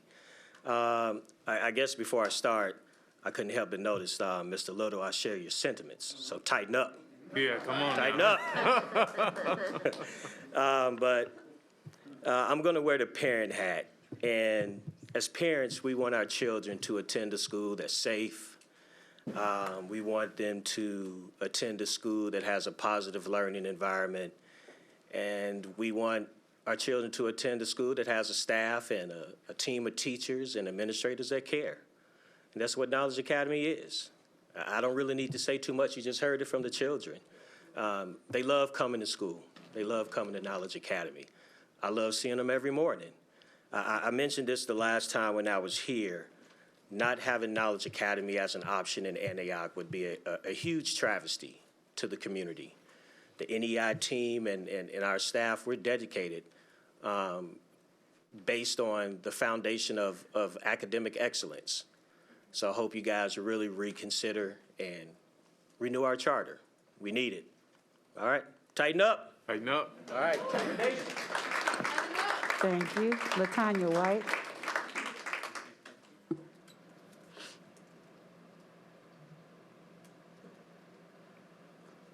Dr. Battle, Board Chair Buggs, and school board members. My name is Dr. LaTanya White. In my former capacity as principal of KA and now the Director of Curriculum Instruction, I can attest to the positive changes and trends that have taken place since NEI has been given the authority to run the school. We have increased the enrollment, stabilized the staff, and developed strong and consistent parental engagement, not to mention robust community partnerships. KA has demonstrated that it is positioned to continue increasing academic achievement. Our latest benchmark results support this, as well as the state test results in which we outperformed all middle schools in the Antioch area. So you're probably wondering, what are you doing to continue the academic growth? Well, I only have 3 minutes, so here's a snippet. All instructional decisions are data-driven and follow our educational model. We do benchmark assessments 3 times per year. Every 4 weeks, we assess students based on our instructional focus calendar and then review the data. In short, we determine if students need remediation or enrichment of the standards taught during a certain time span. As educators, you are aware that having the data for the sake of having data serves no purpose. With that said, we have data chats with teachers to analyze the classroom data. Teachers then use this data to drive their 10-1 instruction, which consists of small group rotations. Teachers have data chats with their students and develop SMART goals using personalized learning plans that we review several times over the course of the school year. We are invested in developing effective teachers. One way in which we demonstrated this is by having our teachers return in July for our Teacher Academy. During Teacher Academy, we provide professional development on our education model, our instructional focus calendars, curriculum updates, and instructional practices. Our professional growth opportunities don't stop with Teacher Academy. We also provide teacher supports during our weekly PLCs and coaching and modeling setup. KA has worked tremendously hard across the years of the charter to excel. You've had an opportunity to hear from numerous staff members such as Mr. Germany, Ms. Black, and Mr. Curry that spoke about the instrumental changes that have taken place in the athletic department, school clubs, as well as students' exposure to college and career readiness opportunities. You don't need me to tell you this because you've already heard from our students and have spoken for themselves. Our students love Knowledge Academies. Students like Henoch Tillahoon, Cedric Clark, who are known as KA legacies because they've been with us since 5th grade. You've heard from students like Jairo Matos from Cuba that found his calling to serve his country by enlisting after he graduates this year. The Antioch community needs a choice. You've heard from my colleagues, you've heard from my students. We are a strong choice. As you gather your thoughts and prepare to make your final decision as it relates to our charter, please vote yes to renew the charter. Tiger Nation is just getting started. And that we will end public participation. Thank you to all community members who made remarks to us. We will now move on from public participation to, Are you going to let Paula speak? I am so sorry, we had someone walk in. I'm sorry, Dr. Paula Pendergrass. And Berthina's also here, too. And Dr. Berthina and Bob McKinney have both signed up and barely missed. Sorry about that. Thank you for reminding me. Thank you for circling back, Madam Chair. Greetings, Madam Chair, school board members, and Dr. Battle. I am Dr. Paula Pendergrass, the current Vice President of MNEA and a gifted K-4 educator for MNPS. On behalf of my teacher colleagues, we appreciate the decision made last Monday for school-based educators to have the option to work remotely during the professional development planning days. Thank you so much. This evening, I am here with NOAA Education Task Force in support of earmarking dollars to expand advanced academics in all MNPS schools. I want to share a quick story with you. During one of our gifted testing windows, a young 8-year-old student came up to me and asked, "Are you the Encore lady?" I replied, "Yes, I teach Encore." He stated, "I need to be tested so I can go to your class." I responded by asking the student's name, his grade, and his teacher's name. I also told him that I would talk to his teacher and ask about his ask. He stated, "No, you can't do that." She would just say no. "I need you to just test me." I didn't know how to explain to this young student about the system and structures created that prevented me from just taking him at his word. After conferring with his teacher, we decided to go ahead and test him. The test revealed, indeed, that he was gifted. This is an example of how collaboration and increased opportunities allowed a student to access services he needed. But we must realize that this is not always the case. We must take it upon ourselves to take the time to make sure that the resolution that is presented is not just a piece of paper, that it becomes reality. I want to thank School Board Member Abigail Tyler for bringing the resolution forward. I also want to thank MNPS gifted teachers, Dr. Harlan, Dr. Smallwood, and Dr. Nelson over there, and Dr. Williams and Dr. Bellamy for their continuous effort to bring awareness and progress in advanced academics and their future collaboration with NOAA and MEA. Thank you so much. Thank you. Dr. Bob McKinney. Good evening to Dr. Battle, Chair Buggs, and board members. My name is Dr. Berthina Nabam McKinney. I'm a longtime resident of District 4. I have 5 children who graduated from MNPS and currently have a 3rd grader in a District 4 elementary school. I also serve as the Secretary and Recruitment Coordinator for the Parent Advisory Council, and I'm also currently serving on the Tennessee Department of Education School Funding Subcommittee. The Tennessee Department of Education is looking at a new funding formula to determine how we support and fund students within our schools. In partnership with MNPS, the Tennessee Department of Education is hosting a town hall this Wednesday, which is tomorrow, to gather thoughts and feedback from all stakeholders, that's families, students, teachers, and community members, on the new state funding formula. I would like to personally invite all stakeholders, especially our parents, to attend this town hall to learn more about how our state funds education and how those funds are allocated to support our students, our children. The town hall will be located right here in the boardroom at 6:30. And as we speak, the Tennessee Department of Education just released the draft of the new funding framework. So I encourage all families, community members, teachers, educators, this impacts everyone across our state on how we fund education and how we support children, to look at that draft funding formula. I believe, and I want to call out Megan Mangrum. I believe she just posted it as well with the Tennessean. So if you could click on that link with the Tennessean to access that information. If not, you're welcome to contact me, and I can get that information to you as well. This will be a public forum, so feedback and comments are requested, and you are able to sign up to speak at this event. But we need feedback on this funding formula. We need to hear the voices of parents within our community on what they are looking at to support education. We need the voices of teachers, community members, all stakeholders on this. This is a decision that not only impacts us here in Davidson County, but across our state.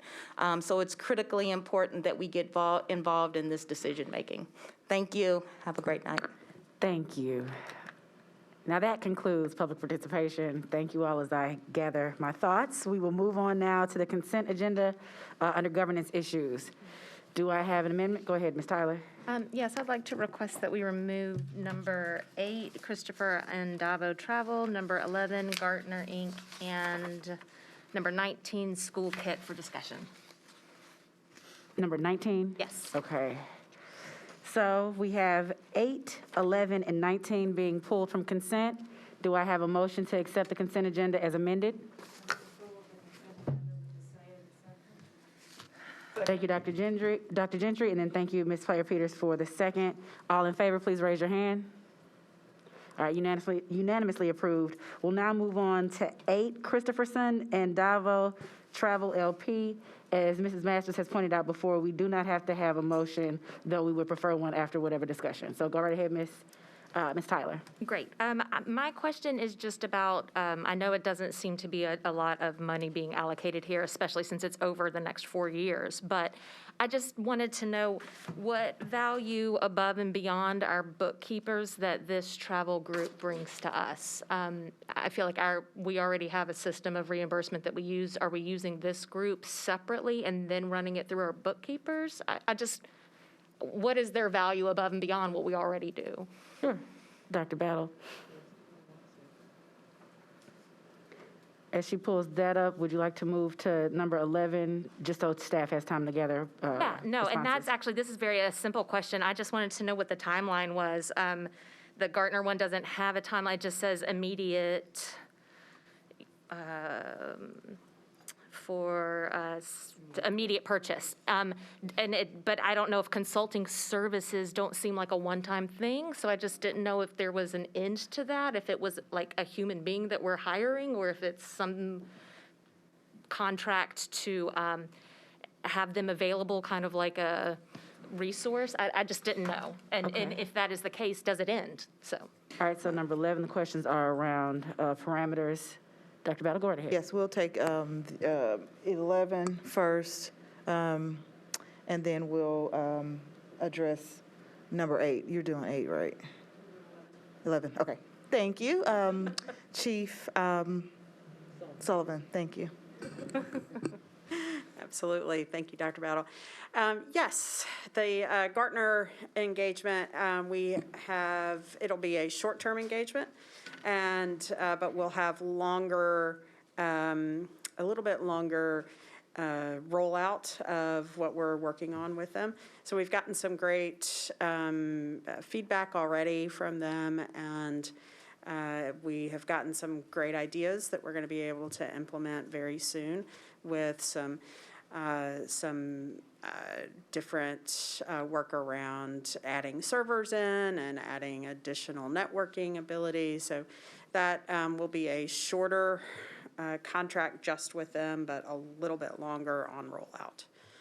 And that's just one strategy. We also have strategies with ENA and several other providers who will be helping us with our networking infrastructure. Becoming a one-to-one district was very, very exciting, but there's lots of continual build-out to make sure that we're ready and that we continue to grow our network as our uses continue to grow. Just adding in one-to-one added one layer of networking ability that we needed, which we were ready for, and then as our fantastic educators figured out new and improved ways to use that, then we realized that we needed to add more to that network infrastructure, and that's what we're in the process of doing. Okay. Can I ask a follow-up? Go right ahead. Yeah, do we have a previous contract with them? Because if we haven't approved it, I'm not sure how we're already working with them. We do. We have had a previous, I'm sorry, yes, we Okay, have. just we have making had sure. Yes, thank you. We have had a previous contract and some previous work with them, and we're looking forward to continuing that to add on to the recommendations that they had already given us. Okay. So it's a short-term patch, basically, to kind of get us through to what we need for our Yeah, it's one-on-one? actually a short-term follow-up, really, I think is a better way to think of it. A short-term follow-up to some of the work that we had done with them in the past. That's helpful. Thank you. Do you want to close number 11? I'm good with number 11. All right, then I'll move that we accept number 11 after discussion. Do I have a second from Ms. Player Peters? All in favor, please raise your hand. All right, passes unanimously. Now we'll move back to number 8, and then lastly to number 19 for school kit. Thank you so much. Madam Chair, we'll address item number 8. Hi, I'm Kevin Edwards. I'm representing the procurement department, and I'll speak to the Christofferson and Davo travel.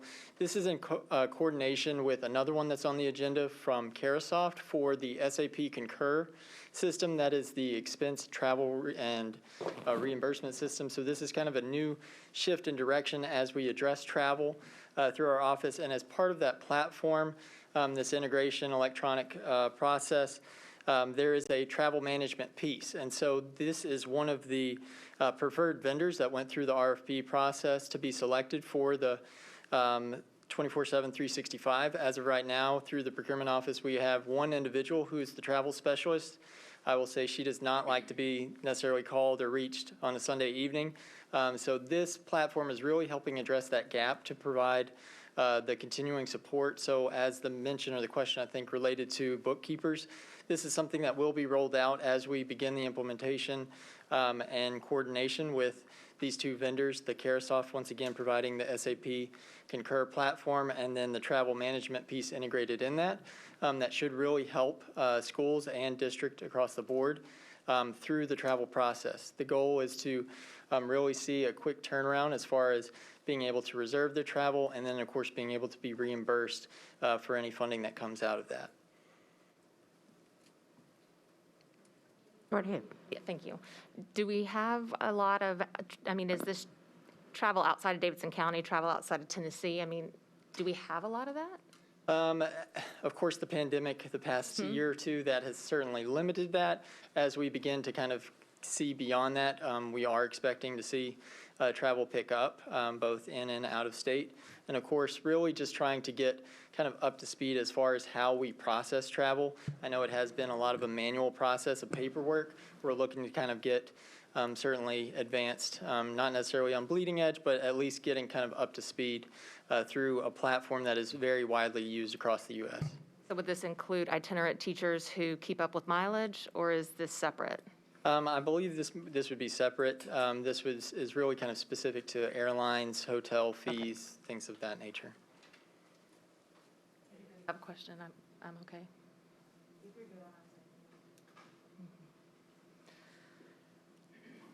All right, any other questions for number 8? Christofferson and Davo? All right, do we have a motion to approve? So moved. All right, we have a motion and a second. All in favor, please raise your hand. All right, passes unanimously. Lastly, number 19, school kit.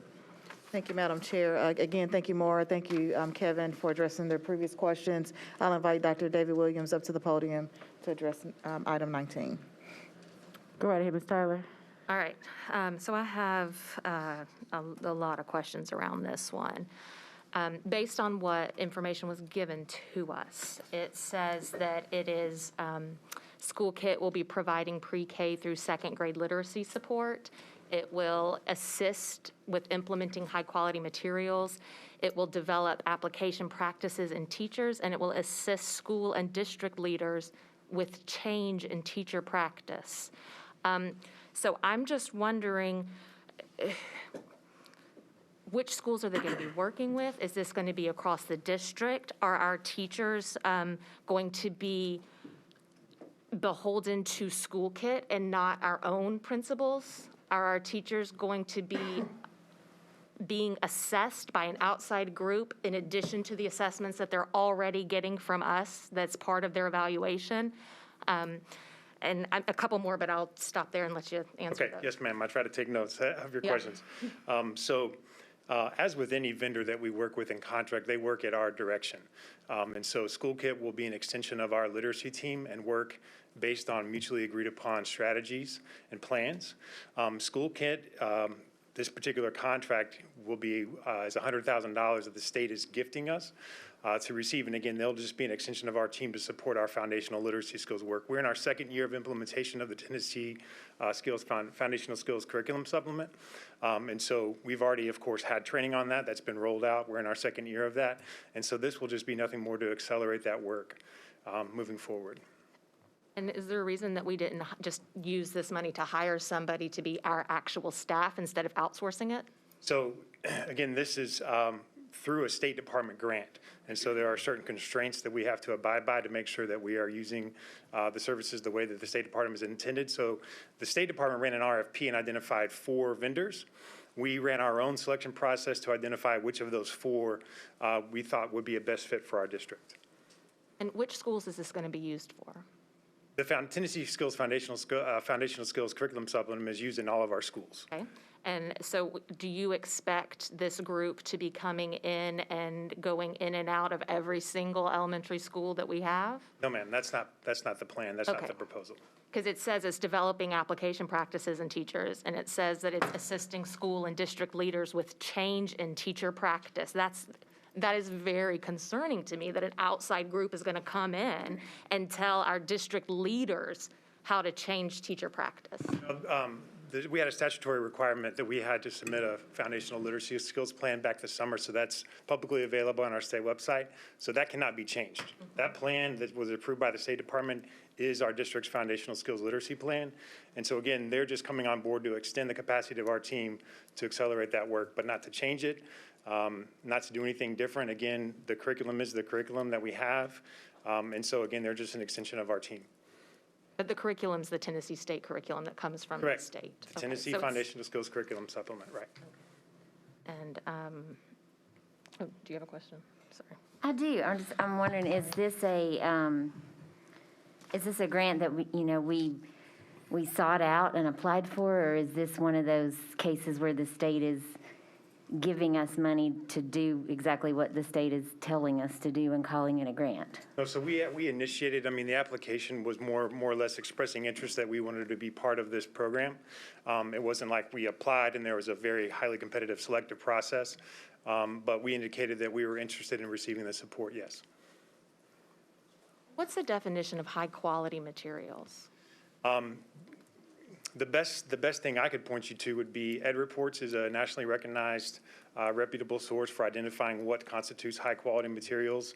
They're screened against a variety of criteria that meets the standards, the rigor, that they align to the shifts that are inherent in the standards, et cetera. So that's an important component that we are really proud of, that our curriculum are high quality. And I know that our Wit and Wisdom curriculum is not comprehensive. Is this supposed to fill in gaps?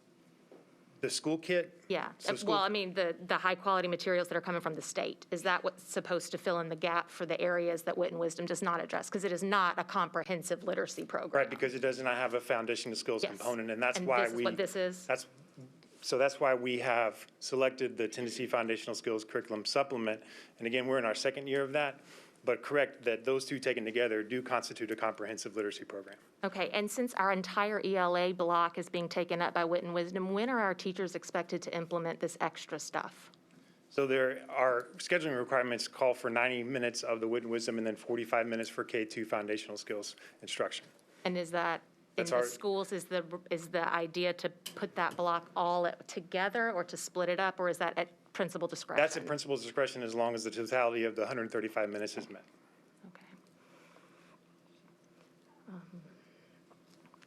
Any other questions? Okay, I guess the last part, the last question is the developing application practices and teachers. Does this include professional development? Is that what that means, basically? Yes, and more comprehensively to ensure that there's capacity building all the way through the vertical line, through Dr. Bellamy, the academics department, our school leaders, our support hub staff, our literacy lead coaches, our building-based coaches, that they're all included in this capacity building. Okay, and then are our teachers going to have this be part of their evaluation because it's considered part of ELA and it's required? So this extra foundational skills stuff that's coming in to supplement wit and wisdom where it's not, that will be considered something that they would be evaluated on? For part of their team observation? Yes. It could be, potentially, just like any other content that they teach. Yes, ma'am. That's it. Just wanted to make sure. I think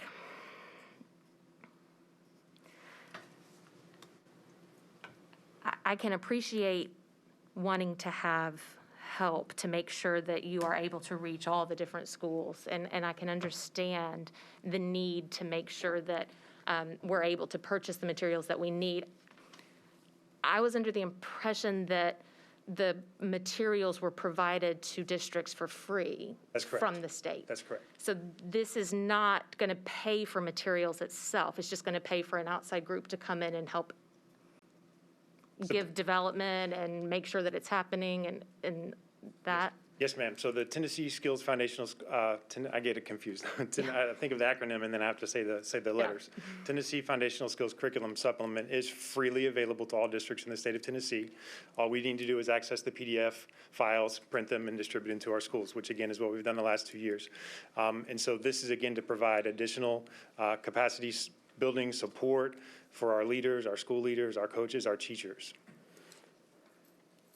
And do we have any way for, because I see the evaluation of it seems to be based on compliance with state-required monitoring and evaluation. Is there any way for the teachers to provide feedback on whether or not it's been helpful for them?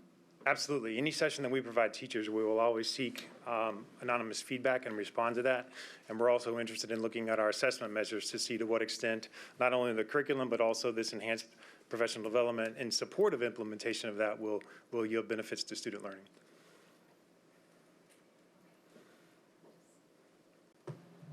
I get concerned when I see that when it looks like we're outsourcing something that we should have 100% control over.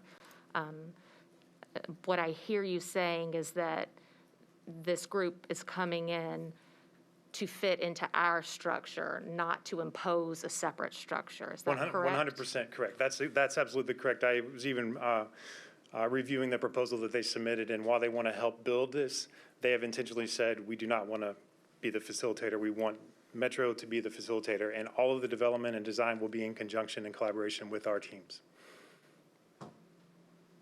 Right ahead, Ms. Masters. Just one more, so, but this vendor was chosen from among 4 vendors that were pre-approved by the state? That's correct. So did we interview all 4 of those vendors as we were trying to decide which one we wanted to work with? We employed a 3-step process, and so the first one was to reach out to all 4 vendors and seek a solicitation of their scope of services. We heard back from 3. So at that point, we actually set up an interview with each of those 3. After that, they submitted an official proposal. So now we're in step 2. They submitted a proposal based on what we said our needs were, our foundational skills plan. Those were reviewed by our literacy department. The top 2 of those 3 were then put into a final round where we did a formal interview with a panel. We had specific questions that we asked each of the vendors, and then we reviewed and scored them against an objective criteria to come up with our winner of those 2. And School Kit was the unanimous winner. All right, any other questions? Go ahead, Ms. Tyler. Just for sometimes I get dates mixed up. Does the term of this contract end at the same time that the Wit and Wisdom contract ends? So this particular grant is for 2 years. Yes. That we'll work for. Since we're in our second year of Wit and Wisdom implementation, first year, and the board had approved that for 3. So they may coincide there at the end of those 2. I'm wary of outside groups coming in. It makes me feel a little better to know that it's our structure that they're trying to fit into. I would prefer an ELA curriculum that doesn't need to have so much supplementation because it doesn't do the job by itself, but that's a separate issue with Wit and Wisdom. Correct, yes, ma'am. And one that I was not on the board to be able to address Yes, when ma'am. that was chosen. So I just want to make sure that our teachers are being completely supported and not being put into a box and told what they have to say to the kids and told, that's happening with Wit and Wisdom already, and I have serious concerns about that, and I want to make sure this is not going to do the same thing. Right. That it's not directing teachers exactly how to do their job, but that it's providing them with materials and support to let the teacher implement it as he or she knows what's best for their students in their class and lets them be the professional that they are.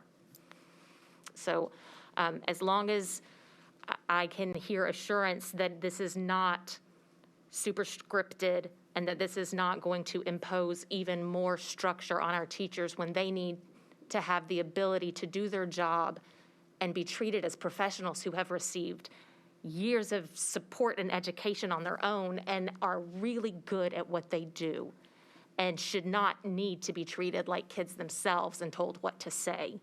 I want to make sure that this is not scripted, putting a box on our teachers, making it harder for them. And this particular contract is not curriculum. All right, well, I appreciate you answering all my questions. Yes, ma'am. Thank You're you very welcome. much. Of course. All right, I move to accept school kit. Do I have a second? All right, it's been moved and seconded. All in favor, please raise your hand. All right, passes unanimously. Thank you. We will move on from consent agenda and under governance issues, move to number 2, a resolution for racial equity in advanced academics. Ms. Tyler? Back up again. I'm pulling it up. Okay, so I'm going to just read it. A resolution for racial equity in advanced academics. Whereas the Board of the Metropolitan Nashville Public Schools supports equitable access for advanced academics for all MNPS students regardless of their race, ethnicity, or zip code across all grade levels, and whereas it is the right of every child, regardless of their race, ethnicity, or place of residence within Davidson County, to access a challenging curriculum to help them grow academically. And whereas Title VI of the Civil Rights Act of 1964 prohibits discrimination on the basis of race, color, or national origin in any program or activity that receives federal funds, and whereas an MNPS core tenet is to identify and eliminate inequities.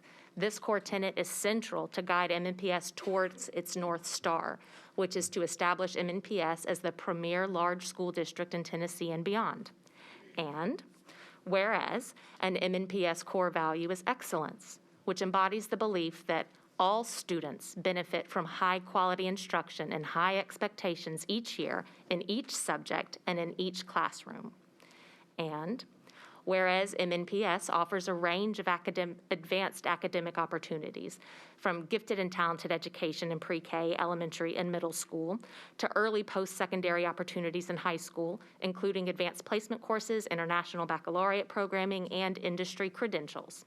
And whereas nationwide, Black and Latino students are successful in advanced academic opportunities when given the opportunity, and whereas nationwide, teacher race is the factor most associated with gifted assignment for Black students. So much so that Black students are 3 times more likely to be assigned to gifted reading programs when previously taught by Black teachers than when taught by non-Black teachers. And whereas MNPS teachers are predominantly white women, which does not align with the diverse MNPS student body. And whereas there are undeniable disparities in educational opportunities in advanced academics for Black and Latino students in MNPS and nationwide. For example, white students in MNPS were 4 times as likely to be identified for Encore in the 2021-22 school year compared to Black students. And white students were 2 times as likely to be enrolled in an advanced placement course compared to Black students. And whereas nationwide, white students are 2 times as likely to be identified for gifted and talented education compared to Black students. Black students are also much less likely to be in an accelerated math course in 8th grade or to be enrolled in an AP course in high school. And whereas in MNPS, high schools that serve mostly Black students offer many fewer AP courses than racially diverse schools in the district. Further, racially diverse schools in the district, for example, schools where no single racial ethnic group represents more than 50% of the school's total enrollment, they tend to have the largest racial inequities in enrollment in AP courses.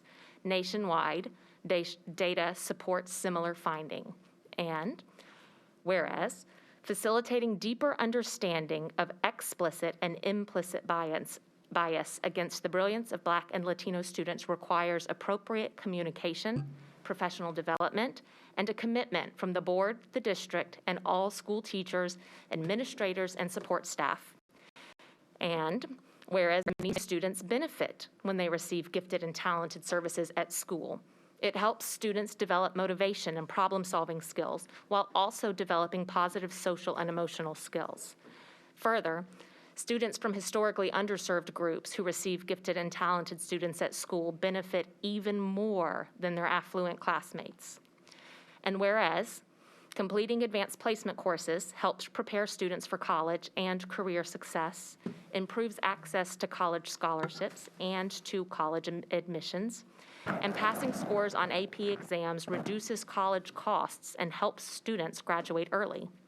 Therefore, be it resolved that the Metropolitan Nashville Board of Education resolves to set clear, measurable goals for advancing access to and success in advanced academic opportunities and commits to publicly measuring district progress toward those goals, including sharing a comprehensive plan for increasing advanced academic opportunities across the grade levels by the end of the 2021-22 school year. Furthermore, the district shall provide clear, transparent, and easily understood advanced academics data to the public on the open data portal. The data will be updated for the public each semester and will be disaggregated by school, race, ethnicity, gender, economically disadvantaged status, English proficiency, and disability status. Furthermore, the district shall use data to identify the barriers that prevent students of color and students from low-income backgrounds from enrolling in advanced academic opportunities. Furthermore, the district shall allocate sufficient financial resources to expand advanced academic opportunities in schools serving the most Black and Latino students. Furthermore, the district shall expand eligibility and increase access so that Black and Latino students have equitable opportunities to enroll in advanced academic options. Furthermore, the district shall require universal training for all teachers, administrators, and support staff on identifying giftedness in students. Furthermore, the district shall require a series of recurring in-person anti-bias trainings for all teachers, administrators, and support staff. Furthermore, the district shall accelerate efforts to diversify the MNPS teaching force by employing more Black and Latino teachers. Furthermore, the district shall provide sufficient support for students to prepare for advanced academic opportunities and for their success once they are enrolled, such as expanded tutoring, summer classes, and teaching standardized test-taking strategies for students and more professional development for teachers. Furthermore, the district shall communicate regularly with families regarding all advanced academic offerings, their benefits, qualifications for the programs, who to contact about enrollment into advanced academic programs, and actions parents or guardians can take to help their students meet criteria for enrollment. Whew. Well, that's a resolution for you, okay? So thank you, Ms. Tyler. Do you have a motion so we can open for discussion? Yes, I make a motion to approve this resolution as We have a stated. second? We have a second by Mr. Little. All right, any questions or feedback?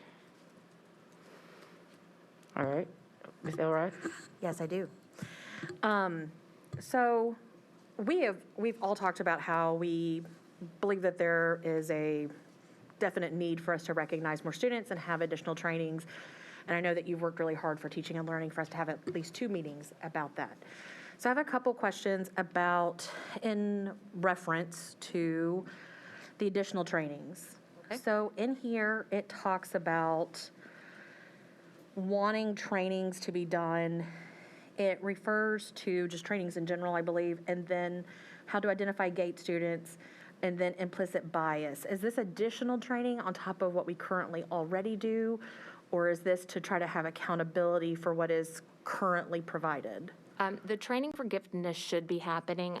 It's not in every single school on the same level. So that particular furthermore area is a director to make sure that what should be happening is happening, and that all of our teachers are having that training on how to identify giftedness in their students.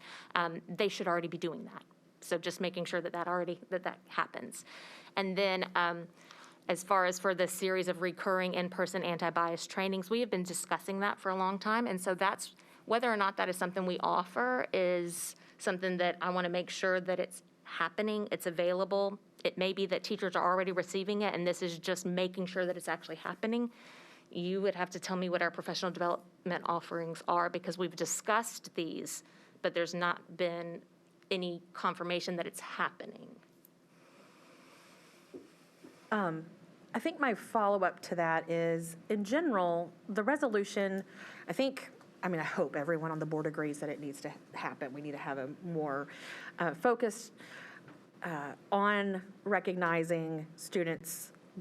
My concern is there's a lot of big language in here that is not measurable, and it feels like a lot of it, we could get a lot more bite if we did policy change instead and things to the director's evaluation.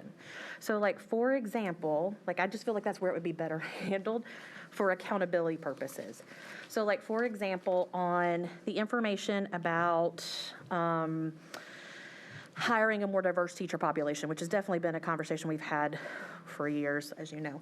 I would like for us to be able to measure what we want that to be. Or the district shall require a series of recurring in-person anti-bias trainings. I'd like us to know how much that would cost and how often that would be. Do we want that to be annual, or do we want that to be twice a year? All those, there's a lot of things here that are great ideas, but they're not plans. And if we want to be accountable to it, and we should be accountable to it, I feel like the better place for us to get our bite is through policy change, more so than a resolution. It is more work, but I think that's maybe the best place for us to really nail it down. Can we not do both? We could. I don't believe we could with this current resolution because it's not already listed there. What do you mean you can't? Ideally, I think this resolution would have that already written out, because a resolution is us directing, here's what we want to happen. So I would say in here that we should ideally list what we want to happen in those specifics, and then be able to overlap that with policy procedure change and director's evaluation. Currently, as it is, I could not measure what we want to change here, and these things do need to change, and we do need to be able to better measure it. So I would like to have it just frankly be more explicit. I additionally would like there to be less focus on advanced placement courses and AP courses, which I know we've talked about, because I think it takes away some of the need for all the other classes that we have. We have so many other advanced academic options. Even though I appreciate that it's mentioned in here, the AP language is still pretty heavy throughout the rest of it, besides that one whereas, though I know there's 20 whereases. But the one towards the top. And I would like it to be, instead of just referred to AP courses, whether it's enrolled in AP or it actually has spelled out advanced placement in some places, I would like it to be a more generalized term, so it doesn't seem like the resolution is in support of AP classes, but just advanced academics in general. I'm afraid it feels too AP stringent. Anything? Okay, that's all I got. We had a question from Dr. Gentry. Well, I guess I do have a question at some point in time. So, Ms. Elrod, I have to respectfully disagree that I don't agree with this, because we don't use resolutions to manage our director. And that's what this resolution is filled with, expectations of the district and the director. Resolutions are typically used to state the position of the board, and there's nothing that you've asked the board to do. So what's the board's responsibility because our job is to support the director to reaching the goals that we set out for her. And so we talked about these goals. These goals are not new. And so we've already articulated the board's desire to see a change in the numbers, an increase in the number of students of color that have access to AP courses, an increase in the support that they're receiving. We've been talking about Hillsborough, which we had a public participant already come forth with that. We've been talking about the lack of support for students of color in advanced academics at that school for a while. And so I don't agree with using a resolution to set forth metrics and directives for our employee. It's not what we use resolutions for. They are usually to set a position statement. Okay. That the board believes that it's important, that the board commits to working with the director to find the resources to get it done, but not to give instructions and directions to our one employee. So I have no intentions in voting for this, although I've had meetings with NOAA.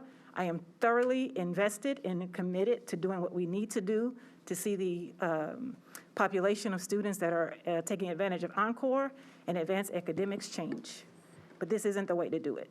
And so, because again, we're talking about making sure that the district, who is the district? The district does this, the district does the other.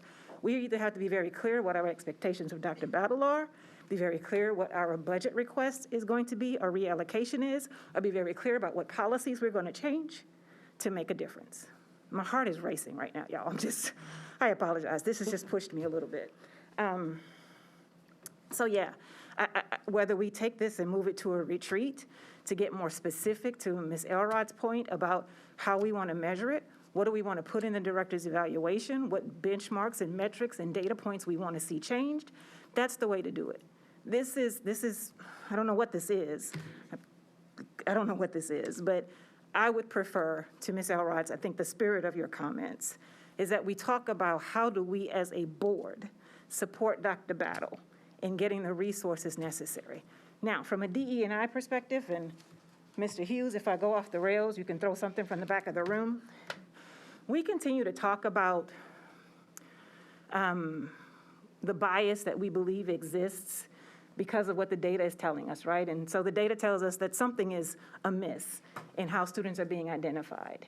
As long as we keeping bias training and equity as this bolt-on thing, it's never going to be a difference. It's never going to make a difference. We've got to figure out how to keep an equity lens over everything that we do. Everything.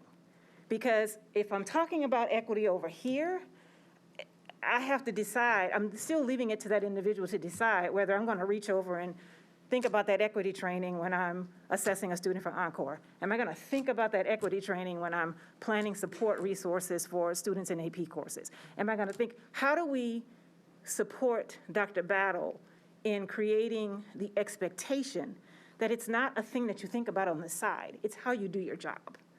We've got to all get to the point that we do our job through the lens, with an equity lens. And so I think that's where we're always going to struggle, as long as we're asking for this bolt-on additional professional development that sits outside of the context of what we want to see the outcomes of having that exposure and having that training and having that truly culture change. And so it's bigger than that. And I know that everybody's impatient, and so, conversations have probably been had with every one of us to get to the point where some resolution would come to this table. And I've been also very clear with every group. I don't need another group to set expectations for me. I don't need another group to set directives for Dr. Battle. That's what we're doing, and that's what we have done. And so if there are ways in which we can get support, advocating for additional dollars for this, advocating against the mindset that's saying that any conversation and training around addressing biases is something else other than what it is. It's critical race theory and all these other things. We have so many other things that are working against us to get us to the point where these types of conversations are not what's driving our agenda, that it's so multifaceted. It's not going to change by just saying, I got to put a bigger lens on what's not happening here. How do we put the lens on the things that we need to change to make the changes we say we want to see? So policy, to Ms. Elroy's point, budget with Dr. Peter Players, and Congratulations. and setting using the data that we have. And I'll say one other thing about this whole notion that we keep talking about, that there are not a lot of AP course offerings in schools where there's a large population of students of color. You are absolutely right. My more pertinent question is, what's the enrollment for the AP courses that are being offered, and are we not offering the correct AP courses? I don't think we're asking the right questions. We're asking questions that are going to give us answers that are definitely going to make us look bad. We already know the answers to these questions. We already know the data isn't where we want it to be. So I can sit here and agree to a resolution that just puts a spotlight on things that are not going well, data that we already know, data that we can get at any point in time that we want to ask for it. The charge to this board is, how do I support Dr. Battle? How do I charge her with, create a plan for me? Don't worry about what it costs. Create a plan for me to change these numbers, and then tell me what I need to do as a member of this board to support that. Is it a policy change? Is it budget advocacy? How can I help? Because again, I don't, we already know what the problem is. We already know what this data looks like. They've shown it to us at least twice in a teaching and learning committee meeting. So we've seen it. And so if we want a resolution, let the board come forth with a resolution that says what we're committed to do to support our director to make it look different. Can I respond? Well, we have first Mrs. Cooper-Walker and then Ms. Tyler. So I'm going to echo a lot of what Dr. Gentry said. You know, I'm a huge advocate of increasing access to advanced coursework, to removing disparities, to increasing access. The data, the research is there on why it matters. I believe in having the data. I believe in transparency. I believe that we should be reporting that out. I believe we should be acting on that data. I don't believe resolutions are the vehicle to get to what I think we all collectively agree is urgent. I just believe that in my mind, the resolution would be a statement of our shared values, that we value this, that there's urgency around it.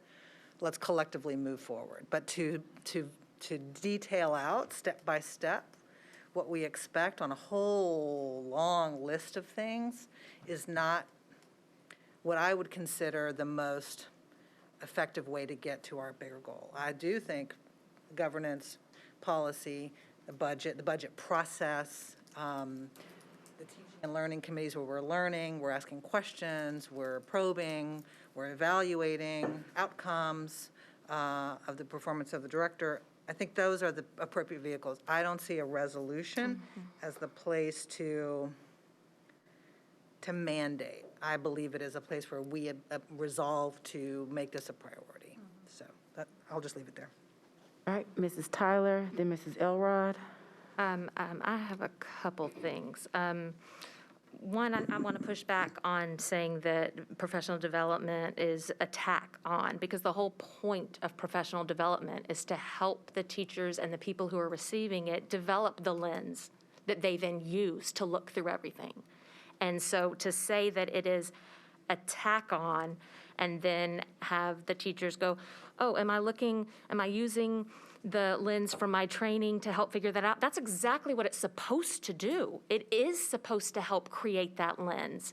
It is supposed to have it so that as you learn about it and you start to integrate it into your everyday life and the way you work with your students and the way you teach, that's how you get to that point of having the lens of equity over everything. It is one tool in a giant toolbox of ways we try to apply equity everywhere.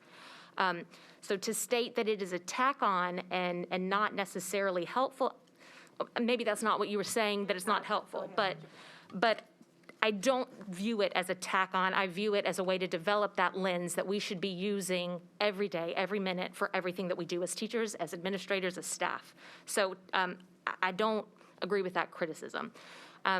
I am very open to discussion about what resolutions are supposed to do, how they're supposed to be used, the way we want to use them to direct things. This is never intended to be a resolution that evaluates the director. we should be having a separate evaluation of our director. That has not happened. We have talked about it a little bit during board retreats and at other points, but it still has not come to fruition. That is something that I would like to see happen, and I do think it should be separate from this. This is never intended to be a director evaluation. That needs to happen, and it needs to happen separately. I guess I was under the impression that resolutions are helping to create a roadmap as a directive of this is what we believe and this is how we hope to get there. I am open to a discussion of that's not really what they're supposed to be. What is it supposed to be? I would love for us to change policy. I would love for us to put these ideals into a policy that is a firm, binding way of viewing the equity process. I'm very open to that, would definitely be part of that. And again, I was under the impression that we were going to have a fiscal note attached to this anyway, so I thought that this was going to be part of a larger budget discussion as well. If it needs to be a separate discussion that we tack on to a budget committee meeting with Dr. Player Peters, then I'm fine with that. The point is to move it forward and to make sure that these things we talk about in Teaching and Learning Committee don't end when Teaching and Learning Committee ends. That these things that we discuss and say that we care about and that matter to us don't end when the board meeting ends and we walk off the floor. But that it is created as a directive for moving forward, and that it is supposed to be used as a way to steer this ship of MNPS into the direction that we think and we believe, and our voters who voted us in to say is the right way to go. So I am open to saying let's discuss it at our board retreat, which I know we're going to be having in February, to change how we look at that and to decide how that's discussed.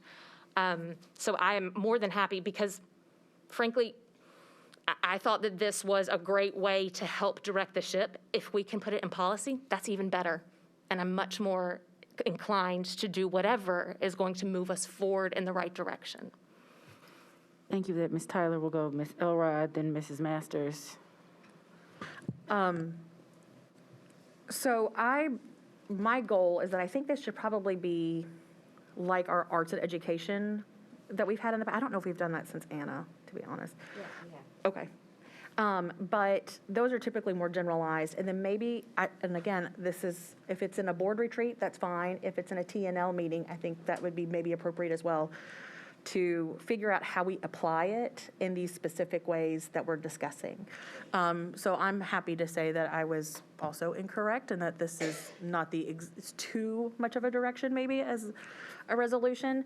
But I do agree with you that we continue to talk about it. You've had some great meetings about it, and that we need to be somewhat actionable. We need to be not just talk about it, but do about it. So I'm okay with us moving it somewhere else and following up on it so we have a resolution if we choose to do that, if you choose to do that in a more generalized way. And then we have more teeth added, whether it's going to be in the individual evaluations or not. I do want to make sure, I think the conversation was about additional tack-ons. I think we all should agree that additional training in this sense is helpful, just like trainings for special ed students. Whatever's best for those students is typically best for all students, same with gifted students as well. So I think that was, I think we probably should all agree that that's the right thing to do. But that will require us to have some type of fiscal responsibility to that. And if that's the case, I do ask that we have some type of fiscal note attached to resolutions where we think there's going to be a cost, if we know that there's going to be a cost. And sometimes we don't until we get here to a discussion. But if we're going to have some type of fiscal impact, and maybe we shouldn't because, again, we want our resolutions to be so generalized. But whenever we do have these talks, whether it's in the board retreat or at a future TNL meeting, if we can have somebody available to us to let us know, we want to do what you're wanting us to do, but here's what that will cost, here's what that would look like, how does that apply to us, are we already doing it? I think that would be the most beneficial way for us to have those conversations. Sure. Thanks. Ms. Masters? Thanks. So yeah, I think we've talked a lot about what equals the collective voice of us as a board, and one of the big things is our budgeting process, and where we choose to allocate resources for different things. So I think we could take a multi-step approach to this, in that we could sort of more generalize the resolution and make it into more of a, this is how we all feel together as a board, as we've done with some resolutions in the past, because I mean, we all agree that this is what we want for all of our students, I think. And then I think another step is within the budgeting process of really placing an emphasis on this work within the budgeting. And then I think the next step might be to discuss it in more depth and then bring policies to the governance committee so that we could then propose those. So I think that it is a very meaty resolution, and I think what this discussion is getting us around to is why it's so meaty, is because it's actually a proposal for like a 4-step action plan around advanced academics, which I find very exciting, but I also think we're going to have to get our calendars out and do all of those steps along the way. But I would like to say that I'm still, y'all know I love a resolution, and I love them in that they are, that when we are able to pass them unanimously, it is such a statement from us as a collective voice around issues that really matter to us. So I think that is where the power lies in the resolution, even though we know that then there's even more power in the money and the policy change, so that we can put all of that into action. Thank you. Ms. Player Peters, and then Mrs. Tyler. I agree with the sentiment and the moral statement and value of the resolution. I think that's not the point of contention here. I don't even say point of contention, but next time. Part of it too, and Ms. People Walker can correct me, but we don't write legislation. And so my issue with this is setting a bad precedence, because we're talking about fiscal notes, and fiscal notes are attached to usually pieces of legislation. And when you do fiscal notes also, you're very literally specific of actually what's the amount adding to it. We have several different type of fiscal notes would be the cost of IDing students to be trained, the cost of training, the cost of the personnel to ID data, the cost of how you define sufficient financial resources. Those are all different costs. And so there's at least 4 different categories of how that would, whether it be personnel, whether it be programming, whether it be consulting to develop the programming, but also back to the point, we are a corporate governance board. We don't write legislation. And so this is written like a piece of legislation, which is not in our purview or our duty as a governing body.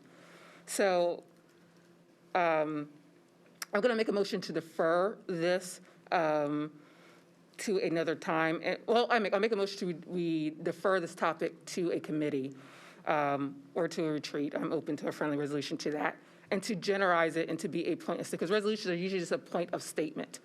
And then, because also if we're also going to do this as a fiscal note, there's several tasks. First, the director of schools usually direct us into budget priorities. In those budget priorities, like we did last year, there was an a la carte menu of what things cost.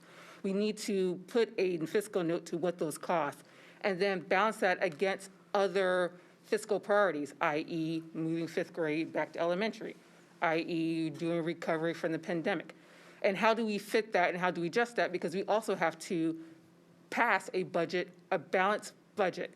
And with that, we just can't pass a blind fiscal note, not understanding what we are passing compared to other costs that we have to deal with.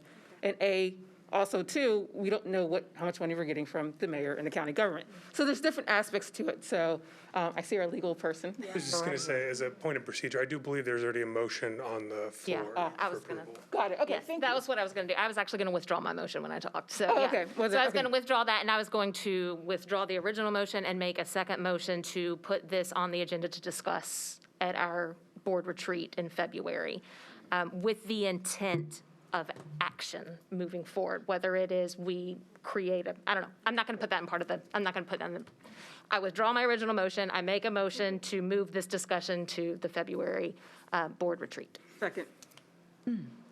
Okay, the only thing I will say is we had some things in mind already for the board retreat. We've had another addition be made, so if we could make that motion a bit more loose to either be at the next board meeting, either in committee or, I guess committee, we will have to have another retreat, likely right before spring break. What'd you say? She doesn't have to make a motion at all. You can just withdraw your motion and then work with Ms. Buggs about where it falls. Because yes, Dr. Sevier, Cameo, and likely Hank and I will be talking through what the order of the retreat will be, so we can talk through what next steps will look like. But we can include this for discussion, for any amendments to language, all that. Okay. All right, that sounds good. I just want to make sure it doesn't fall to the side while we're waiting for it to go through another committee that then has to discuss in another committee that then now it's the end of the school year and we're in summer, and this is important. We all agree. We all agree. We don't want to keep pushing it to the side. We need to have a discussion on it. All right, so the motion has been Withdrawn my motion, withdrawn. yeah. Any other questions, statements, or feedback? All right, thank you all for this discussion. We will move this to either a committee or retreat this semester within the next 2 months. So now we will move on to Knowledge Academies. Dr. Battle, sorry. Okay.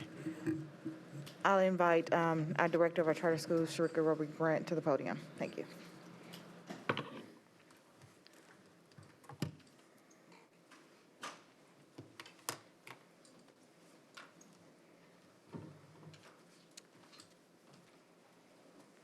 Good evening. I'm Sharika Roby Grant, Director of Charter Schools for Metro Schools.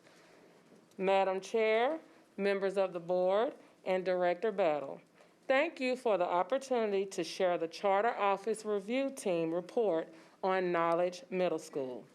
This evening, we will present the renewal application for Knowledge Middle School. TCA sets forth procedures by which a charter school may renew its charter agreement with its authorizer. A charter school must submit a renewal application to its authorizer no later than April 1 of the year prior to the year in which its charter agreement expires. The board will review the charter renewal request for Knowledge Middle School. Upon your review and discussion, the board options are as follows. Approve or deny the renewal request. If denied, a charter school has the option to appeal the decision. Each of the sections within the renewal application were rated by a review team member as follows. Meets the standard, where the record indicates specific and accurate evidence that the school generally demonstrated success in meeting and upholding the terms of the charter agreement. Partially meets the standard, where the record meets the criteria in some aspects, but lacks sufficient evidence that the charter school is meeting the terms of the charter agreement in one or more areas. And lastly, does not meet the standard, where the record provides evidence that the charter school committed a violation of its charter agreement, failed to meet generally accepted standards of fiscal management. Knowledge Middle School was provided a support plan by the MNPS Office of Charter Schools. On April 26, 2019, Knowledge Middle School was issued a notice of concern. The notice of concern addressed the following areas: academics, operations, and financials. MNPS district staff from the offices of Curriculum and Instruction, Exceptional Education, English Learners, Federal Programs, and Counseling collaborated with the Office of Charters to provide additional supports from January 6, 2020 to December 18, 2020. The enrollment for Knowledge Middle School is currently 124 students. This chart provides the breakdown of students attending Knowledge Middle School currently that could attend a neighboring MNPS school. This slide highlights an overall summary of findings for the renewal application for Knowledge Middle School. Knowledge Middle School was designated a targeted assistant and improvement school in 2018 and 2019 and exited this status in 2020-2021. Knowledge Middle School currently enrolls 125 students for grades 5 through 8, and the Charter Office Performance Framework shows Knowledge Middle School is falling far below the standard in financial management and governance reporting for the school years 2018 and 2019. After a thorough review of the renewal application, the review team rated the overall ratings as follows for the application of Knowledge Middle School. Partially meets standard for the section of academics, does not meet standard for operational stability, does not meet standard for financial health, and does not meet standard for future planning for the following reasons. There has been no improvement in ELA scores from school years 2017 to 2019. In addition, 3-year data shows a decline of academic growth in ELA and science. The enrollment at Knowledge Middle School has consistently dropped since 2018. The review team did not find evidence of a robust student recruitment plan. There is no plan addressed in the application regarding student mobility and attrition issues. And lastly, Knowledge Academy consistently did not meet debt obligations as stated in their 2020 audit report. The Knowledge Network is proposing to consolidate. Currently, the network operates Knowledge Middle School, KA at the Crossings, and Knowledge High School. Knowledge is proposing to consolidate under the middle school KA at the Crossings with a grade span of 512 and surrender their charter agreements for Knowledge Middle School and High School. The immediate next steps would be for the network, if planning to consolidate, is to submit a letter of intent to amend the application for KA at the Crossings by January the 17th. Knowledge would then submit an amendment application to MNPS by February 14th, reflecting the proposed changes discussed in the previous slide. The board would then rule on an amendment regarding this amendment request within 60 days. Tonight, the board has the option to approve or deny the renewal application for Knowledge Middle School. I will turn it over to the board for discussion and vote for the renewal request for Knowledge Middle School. Thank you. Dr. Battle? Just quick clarification. Sharik, on slide 10, the second bullet was with the letter of intent for an amended application. The date is actually January 15th, correct? Correct. I think we accidentally said the 17th. Thank you. It falls on a weekend, so the next day would be Monday, January 17th. Which is MLK Day. so Which that's is the 18th. MLK Day, Yeah. which would be the Yeah. 18th. Got it. A lot of factors. Thank Right you. ahead, Mrs. Pupo Walker. I'd like to make a motion that we decline to renew the Knowledge Academy application. All right, do we have a second? Second.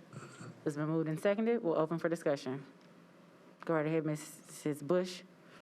Okay, so I want to go back to, first and foremost, I would ask the board to focus on the takeover when NEI took over. Art Fuller was the previous CEO, and he is currently no longer CEO. He exited around that 2018, due to financial issues and the problems that were faced with KA at that time. And of course, I was a part of that whole process. And it was really shaky, as you all may remember who was on the board at that time. But since then, I have seen growth with NEI. So I want us to kind of focus on the current and not the past, because I don't think it'd be fair to be able to judge Knowledge based on the current when NEI came in and took over and wanted to turn around a school that could potentially thrive, and that's what it's been doing ever since they have taken over. They have been able to sustain the financials. They have been able to academically make huge gains. They have been able to, their operations are up to par. So I just don't think it'd be fair to judge this particular charter from the past CEO doings and not focus on what they've done currently. So I think we need to really take a step back and really think about that timeline. And so I have a question about the middle school enrollment, because I kept hearing the 2018, 2019, that was a transition year. 27 to 2019, that is a transition year with our ELA. The recruitment plan, the debt obligation, which was in 2020 that she just mentioned, has been resolved. So I just want to make sure that we're being very transparent and making sure that we're giving, which I want you to answer the questions about what is currently happening with the charter, not what happened in the past, because I'm sure that is a part of the process of the 10-year plan. But we have to focus on the board, if you would open that up to look at the most current representation and the new ownership that has supported KA. Dr. Battle? Thank you, Ms. Robert Grant. Okay. So in regards to the academics, as you know, the application is submitted in April of the previous year. So we received the application in April of this past school year. But in regards to the current academics, for the 2021 school year, in English, the percentage rate of proficient was 10.6%. In math, it was 7.1. In science, it was 9.1. And in social studies, it was 15.4. In regards to the final audits, we don't have their final audits for 2021 because they lag a year. So we're still waiting to receive that, which I gave the audit information for 2020. And can you address the enrollment question as well? In regards to the enrollment, that's current for this year, the 124 students. Okay, so they've had an increase there. So give me a breakdown of the 450 students they say they have now. And I think they were Is it a combination? Oh, sorry. I think they were reporting that data for the entire network. And so our job is to review the individual Knowledge Middle School. And what we have indicated in our enrollment system is the 124 students for just Knowledge Middle School. I think the numbers that they gave you earlier were for KA, Knowledge Middle School, and Knowledge High School combined. So just to be clear, we have two schools that focus on middle schools. Correct. Okay, so that's where I want us to kind of understand that we have two schools that have middle schools, which they're under one roof. Correct. Okay, I just wanted to make sure. And with those numbers combined, what's those numbers look like? I'm not sure all of them together. We just kind of focused on the Knowledge Middle School because that was the one up for renewal. And it gets kind of tricky because I know that that's something that they're trying to do is consolidate all of the schools, because if we look at the two middle schools, you're going to get a much larger enrollment. And so that's the reason why it kind of becomes a little sketchy, or it becomes less of enrollment, or appears to be that way, because we have two middle schools under the same roof. Students are together, no one's separate, they're not in different hallways, they're all together. So I just wanted to make sure we talked about the numbers and not because of the two separate schools. You do site visits. We do. Tell us about your site visits. So this year, our site visit model has changed.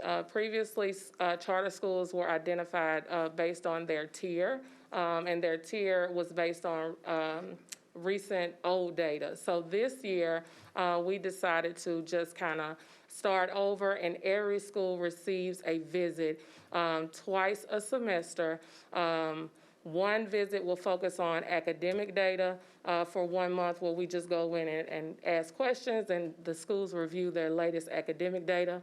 The following month, it will be all non-academic data. So from August to now, we've had 2 site visits on site at Knowledge Middle School. In October, they discussed their most recent academic data, and in November, they discussed their most recent non-academic data. So what were the site visits like? Do you do the site visits? Yes, Okay. our core team office goes out. The coordinator and I share site visits, so 1 month she will go, the next month I will go. So I did attend the non-academic site visit in November with the school. How many have you done? 2? 2 this semester. Has it been one for academic and non-academic? Correct. Okay, on the academic, when you have gone on site, can you explain to the board what that looks like? So the first part, they're hour-long visits. The first part is a meeting with the leadership team where they just go over their most recent academic data with our core team and discuss where the students are academically and some of the strategies that they're utilizing within the school based on their academics. The last part of the meeting is just in-person classroom site visits where we just randomly go to classrooms to just view the students in action. Were there any concerns with your academic visit? We did not note any during that site visit. There was none noted at that time? None noted at the time. Okay. And then the second visit, it was just a non-academic visit. Can you Correct. tell the board about that visit? The non-academic. And Ms. Roby, if you can stick to the process and structure of the visit, because I think you all develop summaries of the visits that are collective of the team, and that's important for us to remain focused on. So feel free to answer the question based upon the structure and the process for the visits. Correct. So it's a group of us that do go out with the core team, and we just utilize a template that we ask specific questions. In regards to your specific question about the non-academic, we focused on attendance, discipline. The school just kind of speaks to that data, and we have a discussion moving forward what that should continue to look like, or talk about any changes that may need to happen based on the data that we have. And based on the data, and I'm going to go back to the academic, based on the information that Dr. Battle just talked about as far as your template and things like that, were there anything concerning noted at that particular visit for the academic? I think the feedback was for them to provide the data per school and not as a whole. I did not attend that visit. Our coordinator actually attended that visit and took the specific notes. But what we're trying to encourage networks to do when they have combined schools is to report out individually their particular school and not the entire network. So when they did that, was there any concerns about academics at that time, even though that recommendation was made?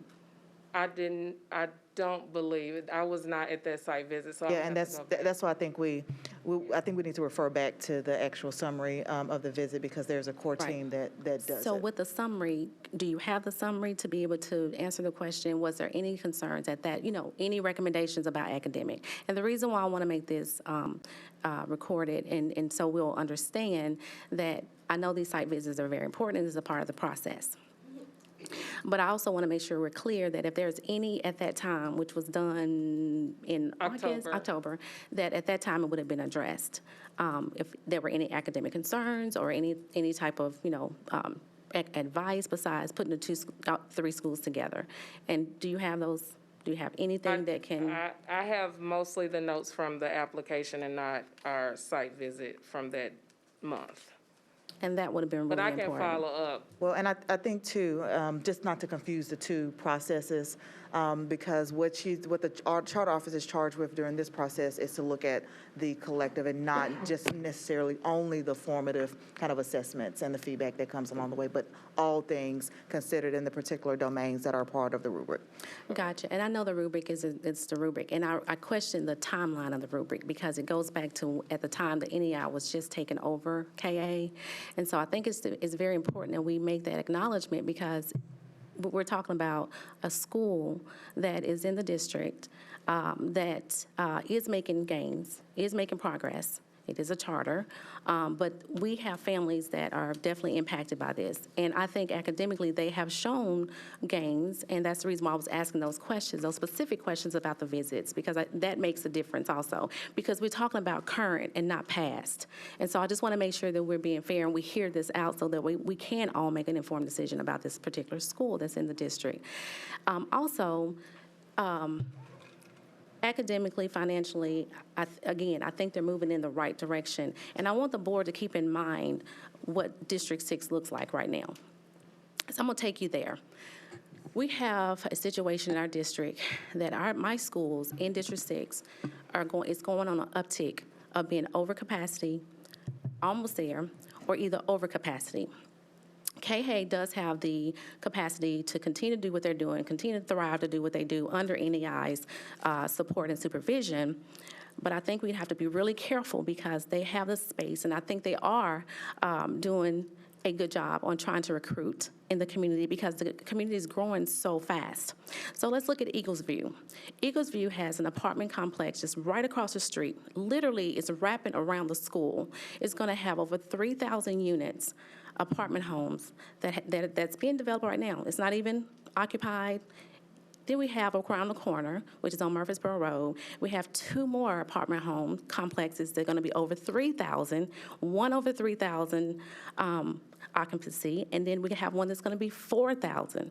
So everybody, just imagine the amount of growth that we're having in this community. And all of them actually, to me, are going on the same speed as far as being developed. So by the spring, summer, we're going to have an influx of families moving into the district, and we're going to see our enrollment centers just bust out the seams because we're going to have a space in place for our kids to go. I think that KA will be able to redeem themselves on those numbers. And I think that was been, brought up about their numbers, and I just feel like that this is a space and place that I know kids are happy. I know that they're thriving. I know the staff is doing a great job. And also, again, we have to think about the timeline. We have to think about the timing of NEI taking over KA when it was going through a troubling spot. So I'm going to stop and I'll let somebody else talk, but that's my concern is that I need you all to really look at and listen, because by the time Eagles View, for example, which is a school across, literally wrapping around the construction is wrapping around the school. And I remember David Prophet, we were talking about that particular land when I first got on the board, and I said, hey, can we take that land for our middle school? He said, no, because the developer has other plans. Well, now, guess what? It's huge. It's a massive complex just across the street. So all of those families are going to take advantage of the opportunity of having, of course, their elementary students. And that school now is going to 5th grade. So then right around the corner, which is a block over, is KA, a block over. So we have to take all this into consideration that this district is growing by leaps and bounds, and we cannot keep up, because we have development going on everywhere, that we have a piece of a tree. So just take that into consideration, and I ask for this board to vote in favor for this charter to have a renewal, just based on the fact that, yes, I do feel like they're moving forward academically, financially, operationally. I think they're moving in that direction after they have been supported by NEI. So I'm going to stop there. Anybody else have anything to say? All right, Mrs. Tyler, and then Dr. Gentry. I just have a couple questions. Could Knowledge Academy still make the exact same stated amendment that they want to make if we deny this renewal? Dr. Battle or Metro Legal? Yes, they would still be able to make an amendment request. And would any of the current middle school students at Knowledge Academy be left without a school if we deny the renewal here but approve the amendment to consolidate? No, I don't believe so. Okay, so they're asking us to renew them for another 10 years, and then before 3 months are up, they're going to say we're going to close the school and consolidate it, correct? Is that? I believe that would be the case, yes. So, in effect, if we deny, is that not correct? No, that's what we said. Okay, okay, so in effect, if we deny this based on the data that's put in front of us, it would not stop us from still making sure that these students have a spot when they consolidate? Like, we're not taking away the school if they consolidate the way they say they're going to. If they consolidate how they say they're going to, I believe that is correct. Okay, I don't see an upside to renewing it if we're going to take care of these students anyway on a consolidation. I don't know, maybe that needs further discussion, but that's, my thoughts are, this data does not support a renewal, but we can still take care of these students with the consolidation, and they will not miss a beat, and we'll still have. I would say that the only thing is if it were to be approved in this setting, there would no longer be an appeal. If there's a denial, there still is an appeal process that presumably would be avoided with approval. Okay, but they could also choose not to appeal if they don't want to. If they know that they're going to request this amendment, they don't have to appeal, they can just request the amendment. They do have the right to appeal. I understand that, but it's not a requirement. It's not automatically triggered. They have to do that and decide that that's where they're going to put their energy instead of the amendment. That is correct. Okay. All right, Dr. Gentry? So I think I'm going to ask one of Ms. Tyler's questions again in a different way. You put up a chart that showed what the district school, the students who are currently enrolled in this particular charter school would move to if the charter was denied. Is that correct? Yes. And so that's the assumption is that those schools have capacity for those students. So to clarify, that's the school they would be zoned to. But that doesn't mean they have capacity for those students. We would have to. I'm just asking. I'm pretty sure that's the case, that there will be capacity, but the intent of that slide was where their zone school would be located. Correct. Yeah. And if, I'll just add, with our Metro Schools Reimagine work, the capacity that exists then in our middle schools, so, yes. My second question then is, I think it's been stated at this table that there are 2 middle schools managed by this entity in the same building. Does the middle school that we're not discussing have capacity for those students? I believe so. Actually, there are 3 schools within the one building because the high school is Right, there. but these are middle school students, so the high school, I'm not really addressing. I'm understanding some of them may be rolling over and creating capacity, but as it stands, if we take the high school out of the mix, if this charter is denied, the 124 students, does the other middle school have capacity for those students? We believe so. Based on the enrollment capacity in the other charter, they could take in those students. So they have the approved seats. Yeah, They have seats. approved. Correct. Yes. Okay, so my third question, I think, is more of a legal one, because I'm with Ms. Tyler now. I'm trying to understand why we're doing what we're doing, or why we're being asked to do this. Exactly. So if they move forward with the consolidation, what happens to the charter for this school? They are asking to amend the KA at the crossing, I believe, under the consolidation agreement. They would be essentially surrendering this charter agreement, I believe. Closing. You believe, or are you sure? Closing. So what I'm trying to ask is, I'm not holding on to a charter then that this board has approved for 10 years that has no students in it, because I'm going to consolidate, but I still have a charter that's valid because this board has approved it. So does consolidating truly invalidate the charter we're discussing today? Again, I would say that nothing has been filed in the consolidation, and it's only been proposed, so I would only be speaking hypothetically. And so I'm sorry to push, but this is No, important. it's fine.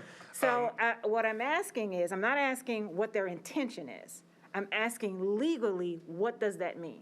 I've got 3 schools today, right? So I have 3 separate charters, is that correct?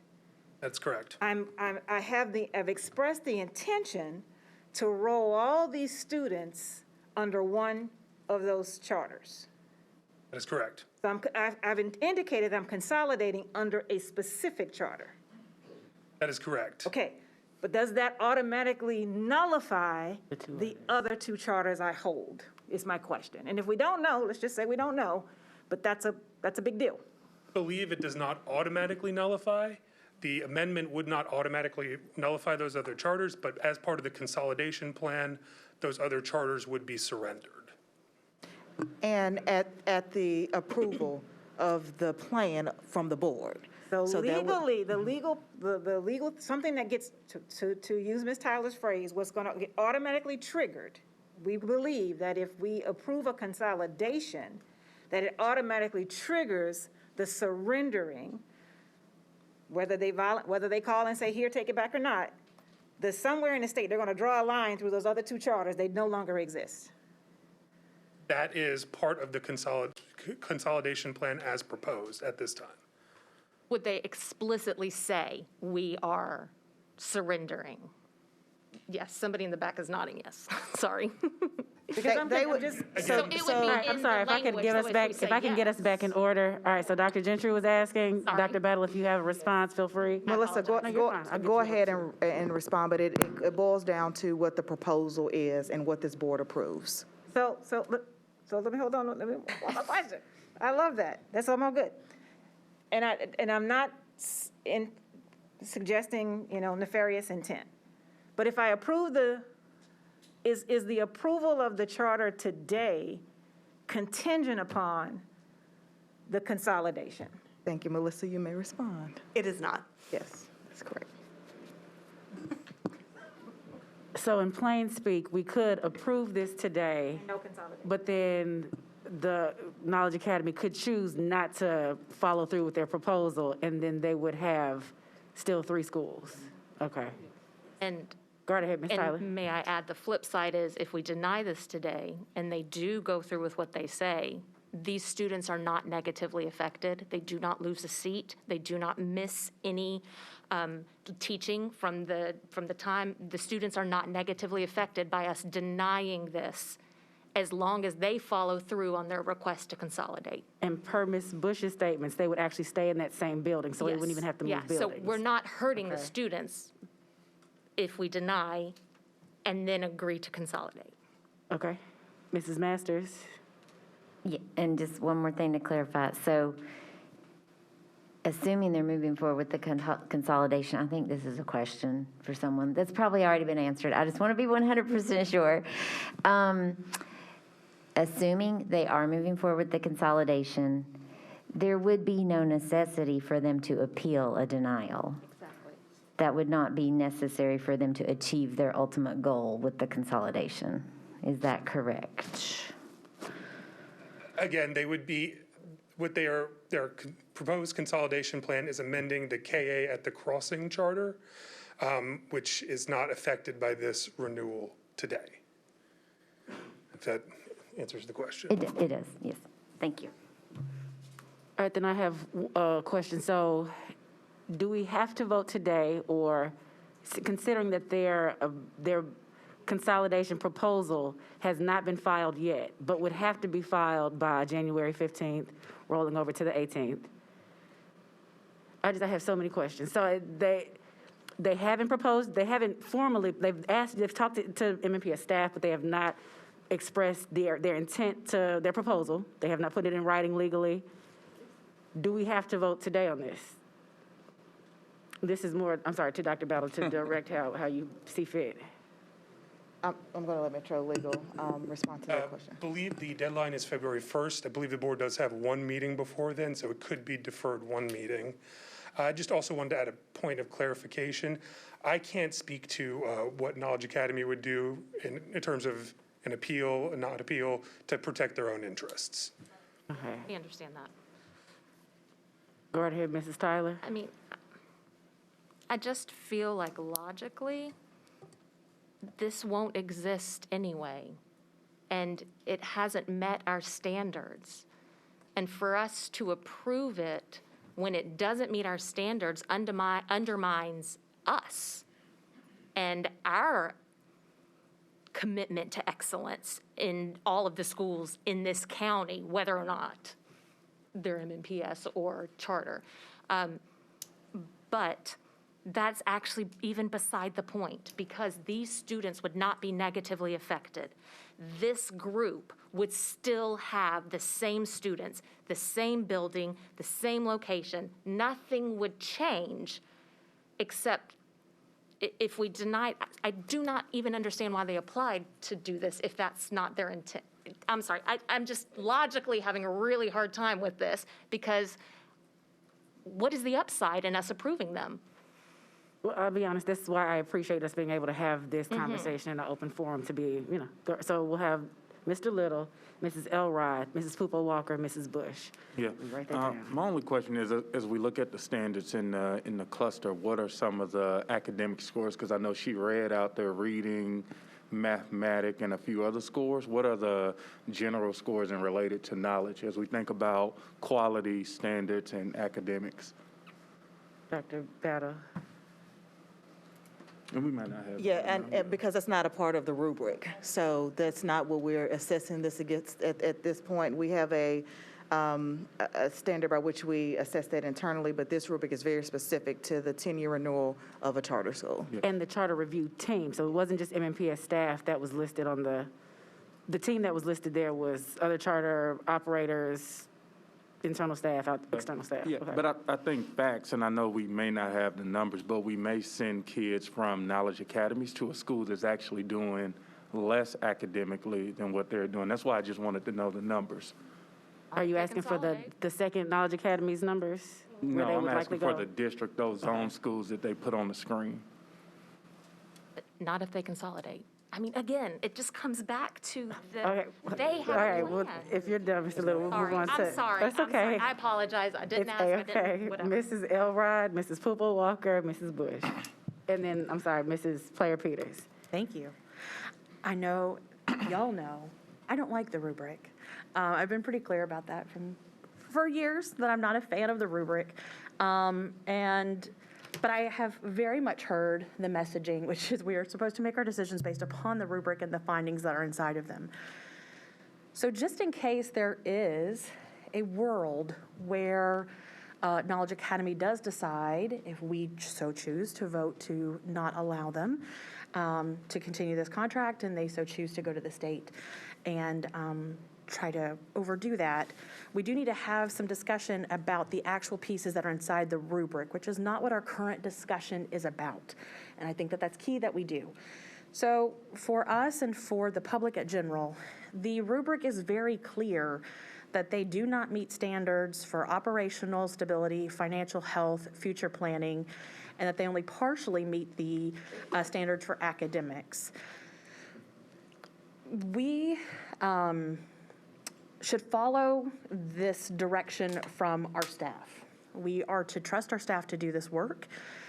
I know in the past we have had discussions about how we agree or don't agree with this. My usual discussion is that this already leans in the favor of a charter school as it was created by NEI, who now is in charge of Knowledge Academy.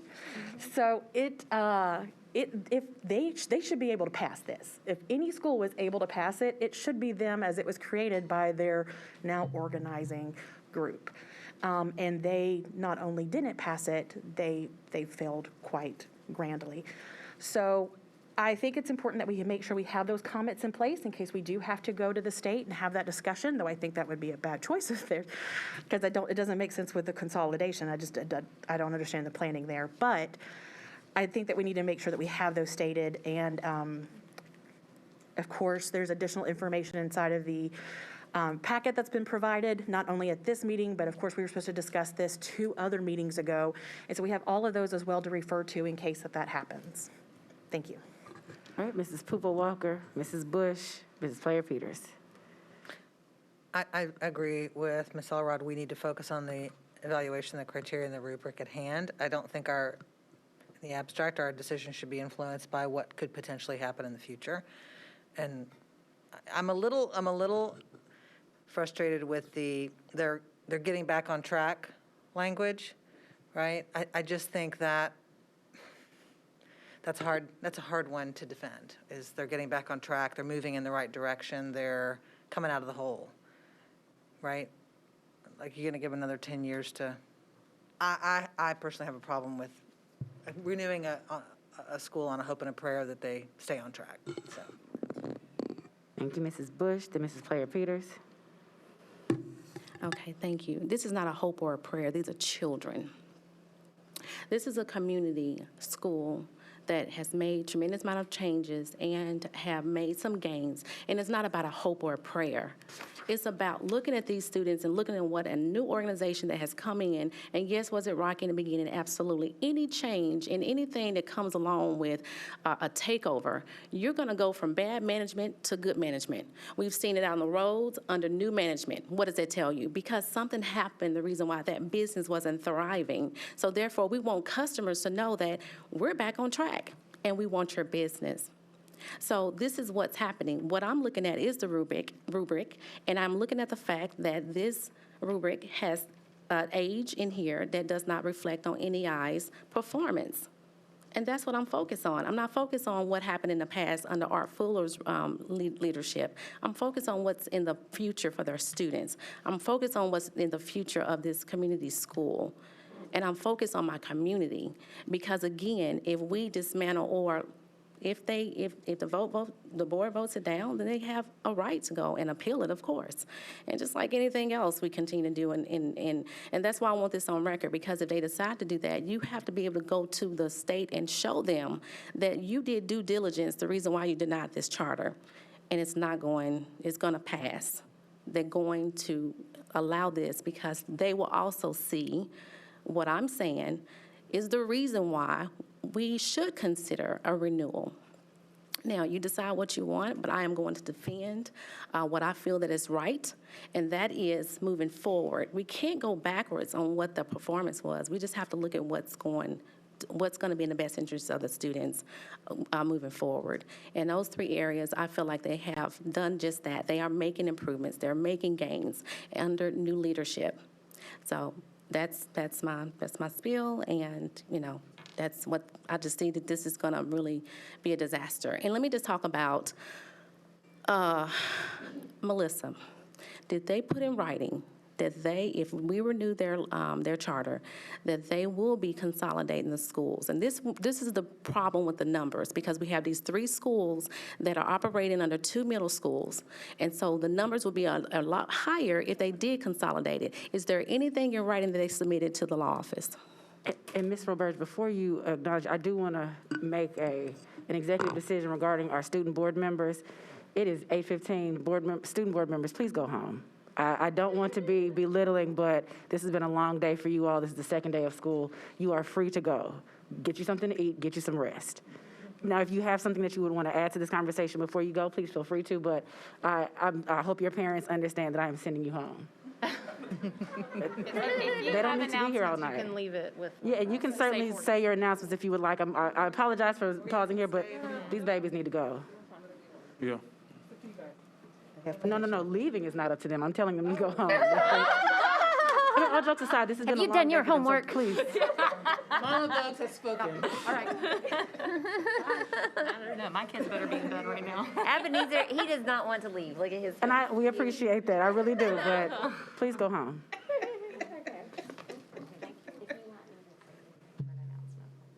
I'm more than happy to. I am very serious, though.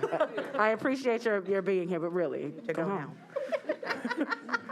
What time do you think they go to bed? She's got Hoping 9 o'clock. pre-K. All right, I'm sorry. Go ahead. They don't go to bed. I'm sorry, Mrs. Bush had a question, but really, I just don't want the students to feel like they're going to be, there's going to be a consequence for them leaving. I just want to make it very clear that you are more than free to go. I'm actually asking you to, but so great. I'm sorry, go ahead. We capture your question, Ms. Bush. Ms. Roberge is approaching the podium. He wants to listen. He wants to listen. Okay, we appreciate it. About the crazy. He's all accurate when he tweets about the crazy. All right, go ahead, Dr. Battle staff.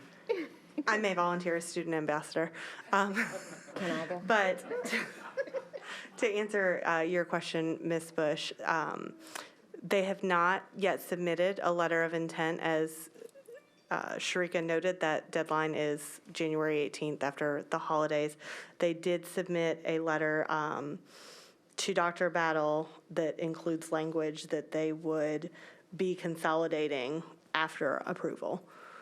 But they have not submitted the letter of intent that would make that binding. What's challenging here is there isn't a mechanism to do both things at once. this piece has to happen, and then there's a second piece. So, All right, Mrs. Player Peters? I think to answer Ms. Tyler's question, and I'm totally making assumptions here and an intent, but I think the strategy is, right now, we're considering knowledge middle school. And the intent is to consolidate. And the intent is to consolidate with an increased enrollment cap. So if, let's say, if you kind of game it out, for lack of a better phrase, you deny knowledge middle school, then those 272 seats are gone. You have Knowledge Academy crossings. If you deny the middle school, knowledge middle school, you add that to knowledge crossings, their current enrollment will be 228. That cap will be 400. You leave 112 seats.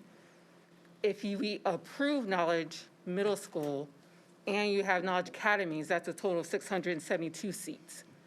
And so ideally, you're hoping the seats, going back to Ms. Bush's aspect of the growth of the area, that you will have the growth of the seats available there. And so, and when you consolidate, you increase the enrollment cap. Now, I don't know what the enrollment cap number would be. My assumption would be you go to along the 272 and get to 262, and then you have a couple hundred seats available for the growth.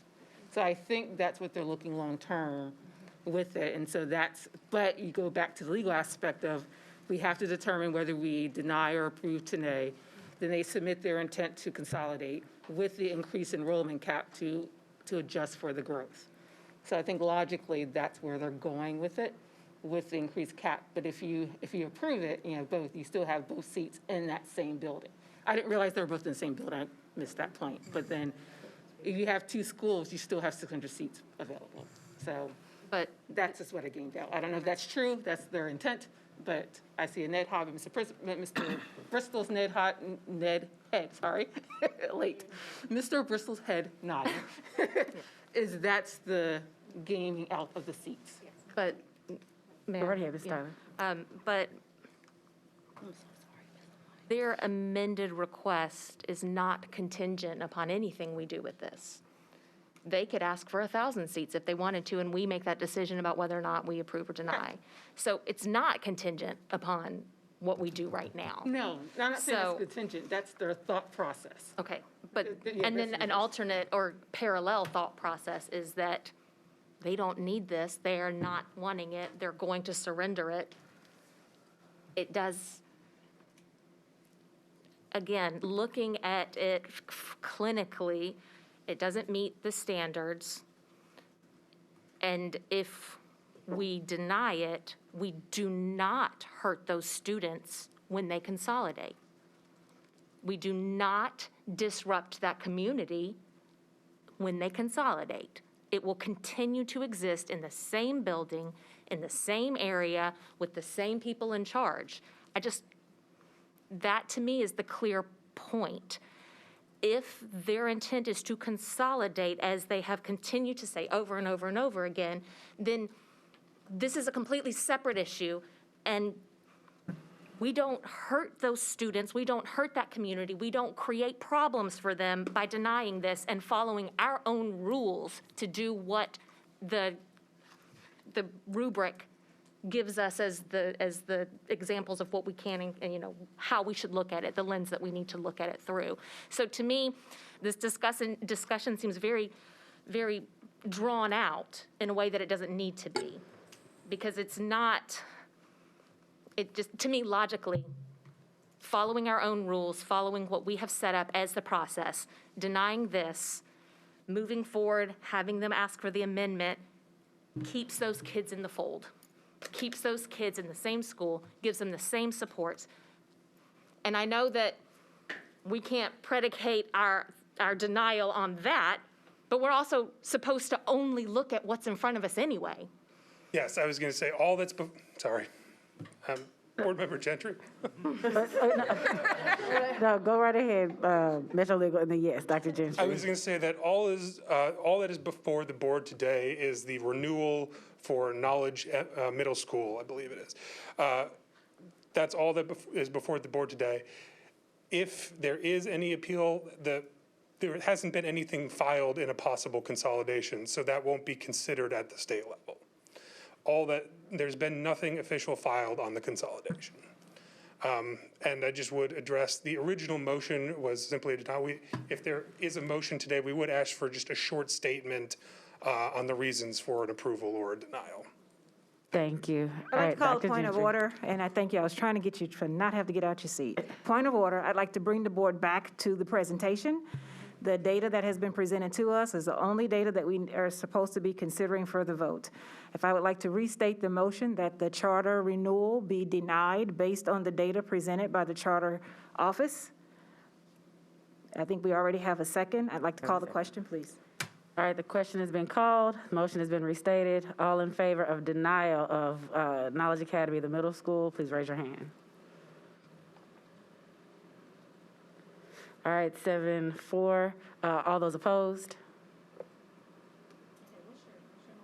7-4. The motion was denial of the charter application, or the charter renewal. For the motion, not number 4. For the denial. All right, so 2 opposed? All right. All right, motion fails. I'm sorry, motion passes for the denial of the renewal application. We need to offer Metro Legal a statement around the denial. We deny the application based on the data presented by the charter office. You're Thank welcome. you. That's right. That we did not create. All right, now we will move on to announcements. We'll begin with our 2 student board members. We'll begin with Anjali and then Ebenezer. Okay, thank you, Chair Buggs, for caring about how Ebenezer and I have just been in school for 2 days after one of the longest breaks that we've had all of high school. I know rest is something that I struggle with personally, so I really appreciate that. Firstly, I want to say happy second semester and year to everyone. I hope everyone had a safe and restful winter break. Though, as COVID-19 is on the rise, I encourage anyone and everyone who is able and eligible to get vaccinated and booster. I just feel the need to say that I strongly believe that we need to trust science and we need to protect each other. On day 2 of coming back, I see so many people out, so many of my peers who should be in school quarantined because they have COVID. And as sad as it sounds, my friends, they're seniors. This is the last 5 months that they have of high school before maybe going to college, going to whatever they are intending to do after high school. And because we're not doing the right steps for that, they're kind of suffering and not getting the full high school experience. So please get vaccinated, get boosted. And I want to thank the board and Dr. Battle for their continued consideration of the current climate and just the safety of all students, teachers, and staff. With that, I want to say congratulations to all seniors who have applied to TN Promise as well as FAFSA and college. And with this, I want to extend a huge thank you to school, college prep teams, college counselors, and teachers for your constant support, especially to our seniors during the college application process. So to Ms. Meredith, thank you so much for helping me apply to 30 of my colleges. I know That 3-0? yes. Woo!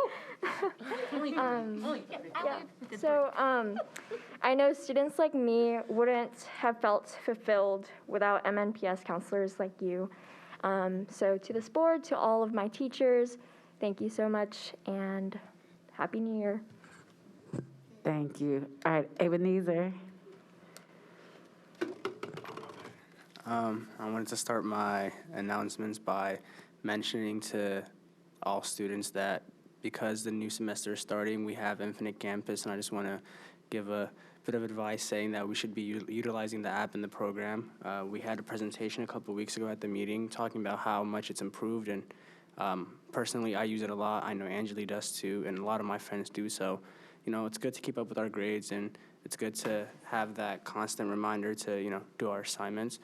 I also want to mention the ACT seminars that MNPS is having. So for juniors like me, it's very important to be thinking about our ACTs right now.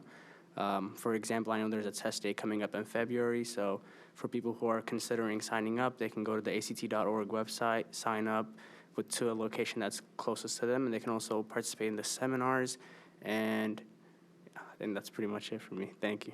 Thank you. All right, Dr. Gentry. Mrs. Pupo Walker. I want to congratulate Murray Benson, who was here tonight, a Percy Priest National Board Certified Teacher.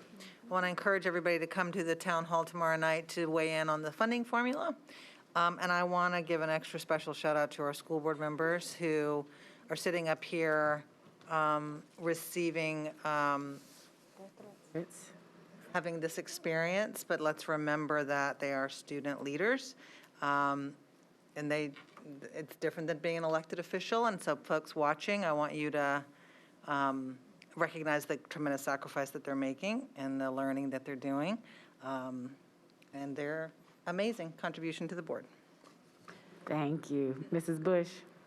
Yes, we lost a huge part of our teaching community in Antioch High School. Mr. Charles Gregory, Dean of Students for the Hospitality and Marketing Academy at Antioch High School, passed away last week due to an illness. This is a tragic loss for the Gregory family and the Antioch family, as Mr. Gregory served there for over 10 years and was well known. Please keep the school community and his family in your thoughts and prayers. Thank you. Thank you. Mr. Little? Oh, God. All right. Mrs. Elrod? Thank you. One second, I have to get back to my right page. Sure. My first time typing my notes at a meeting, y'all. I'm all fancy now. Okay. I, too, would like to congratulate, that's right, I would first like to congratulate Meredith McGinnis, who is here, along with our teacher from Percy Priest. She teaches history at John Overton, and she was recognized for being nationally board certified, which is, as we talked about, such a huge commitment and such a benefit to not just her professionally, but also all of our students. And then we've talked a lot about ACT training and available tutoring to students, and so I wanted to make sure for John Overton, there's ACT prep webinars for juniors that are taking the test on March 1st, and that prep webinar starts tomorrow, Wednesday, January the 12th. Students can get help and learn tips on each section of the test. It's free and all online, so you have access to it. That's as easy as possible for you. And dates and registration information can all be found at mnps.org/ACT. Thank you. Thank you, Mrs. Elrod. Mrs. Player-Peters? I want to give a shout out to Miss Malone at Norman Binkley Elementary. She's an art teacher there, and her piece, Beat It Art, is being displayed in an exhibition called Nashville Art Teachers Beyond the Classroom at the Frisk Museum. So if you ever go to the Frisk Museum, Miss Malone from Norman Binkley, her art is displayed there. Thank you. Mrs. Masters? I just want to welcome everyone back, and I hope everyone has a great semester. And I mean, basically, I think our student board members covered everything that I wanted to say tonight. My daughter did her entire senior year last year virtually. So I highly recommend that everybody get vaxxed and mask up and do everything we can to be safe, so that the students can be together as much as possible and as safely as possible. Thank you. Mrs. Tyler? I also want to applaud our new nationally board certified teachers, maintenance of certification recipients. I apologize that I wasn't here to applaud you in person, but you are appreciated, and we are very proud. It takes a lot of hard work and effort to get to that point, so we recognize that. And then also, just again, like several other people have already said, I want to encourage anybody who's able to come to the Education Funding Town Hall that will be taking place here at the board at 6:30 tomorrow. You are able to sign up at the meeting to speak. If you have something you want to say, you'll be given 2 minutes, so practice it to make sure you can get everything you want to say in. And we really want you to engage in this process. I think that the rough draft is now out, so it would probably behoove us to go over it and then give our thoughts on it tomorrow. So please come, please be part of the process, and make sure that our state's going to do right by its education. So, thank you. Thank you. And I will say, right before the holiday break, Dr. Battle, Mrs. Player-Peters, Mr. Henson, Mayor Cooper, and I were all able to attend a meeting with other counties, district and county leaders to offer feedback around the funding formula. And I have to tip my hat to Mayor Cooper for making a fairly firm request that the State Department of Education host one of those town halls in Nashville. We apologize for it being so late in the process, but we appreciate the opportunity to speak with the commissioner and her team about what the funding formula, what feedback we would like to offer around it. I would, in addition to looking at the draft that was put out today, that they will hopefully amend after we in Nashville offer our feedback, I would also suggest that you maybe take a look at past convenings. There was one in Hendersonville, there have been some in Dixon, I mean, they've been throughout the state. Please feel free to look at that to see kind of the flow of the day so that you understand what to expect, and that if you would like to, that you are prepared to offer your 2 minutes worth of commentary and feedback. If this is anything like any of the other meetings, it will only last for an hour. So it will be sort of first come, first serve. Those who get here, scan the QR code and sign up to speak, you will be given the opportunity to, but then the commissioner and her team will be able to cut the meeting at 7:30.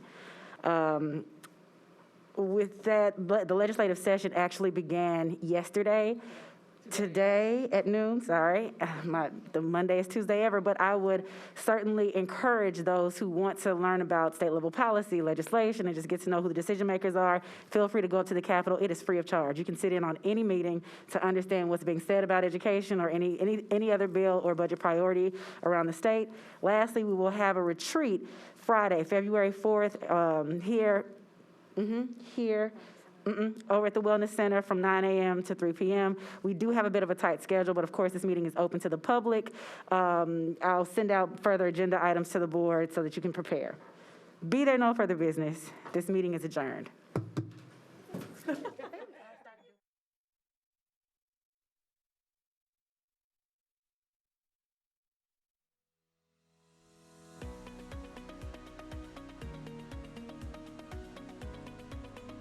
This has been a service of the Metro Nashville Network. If you would like to see this presentation again, or for more information on this and other programs, visit nashville.gov.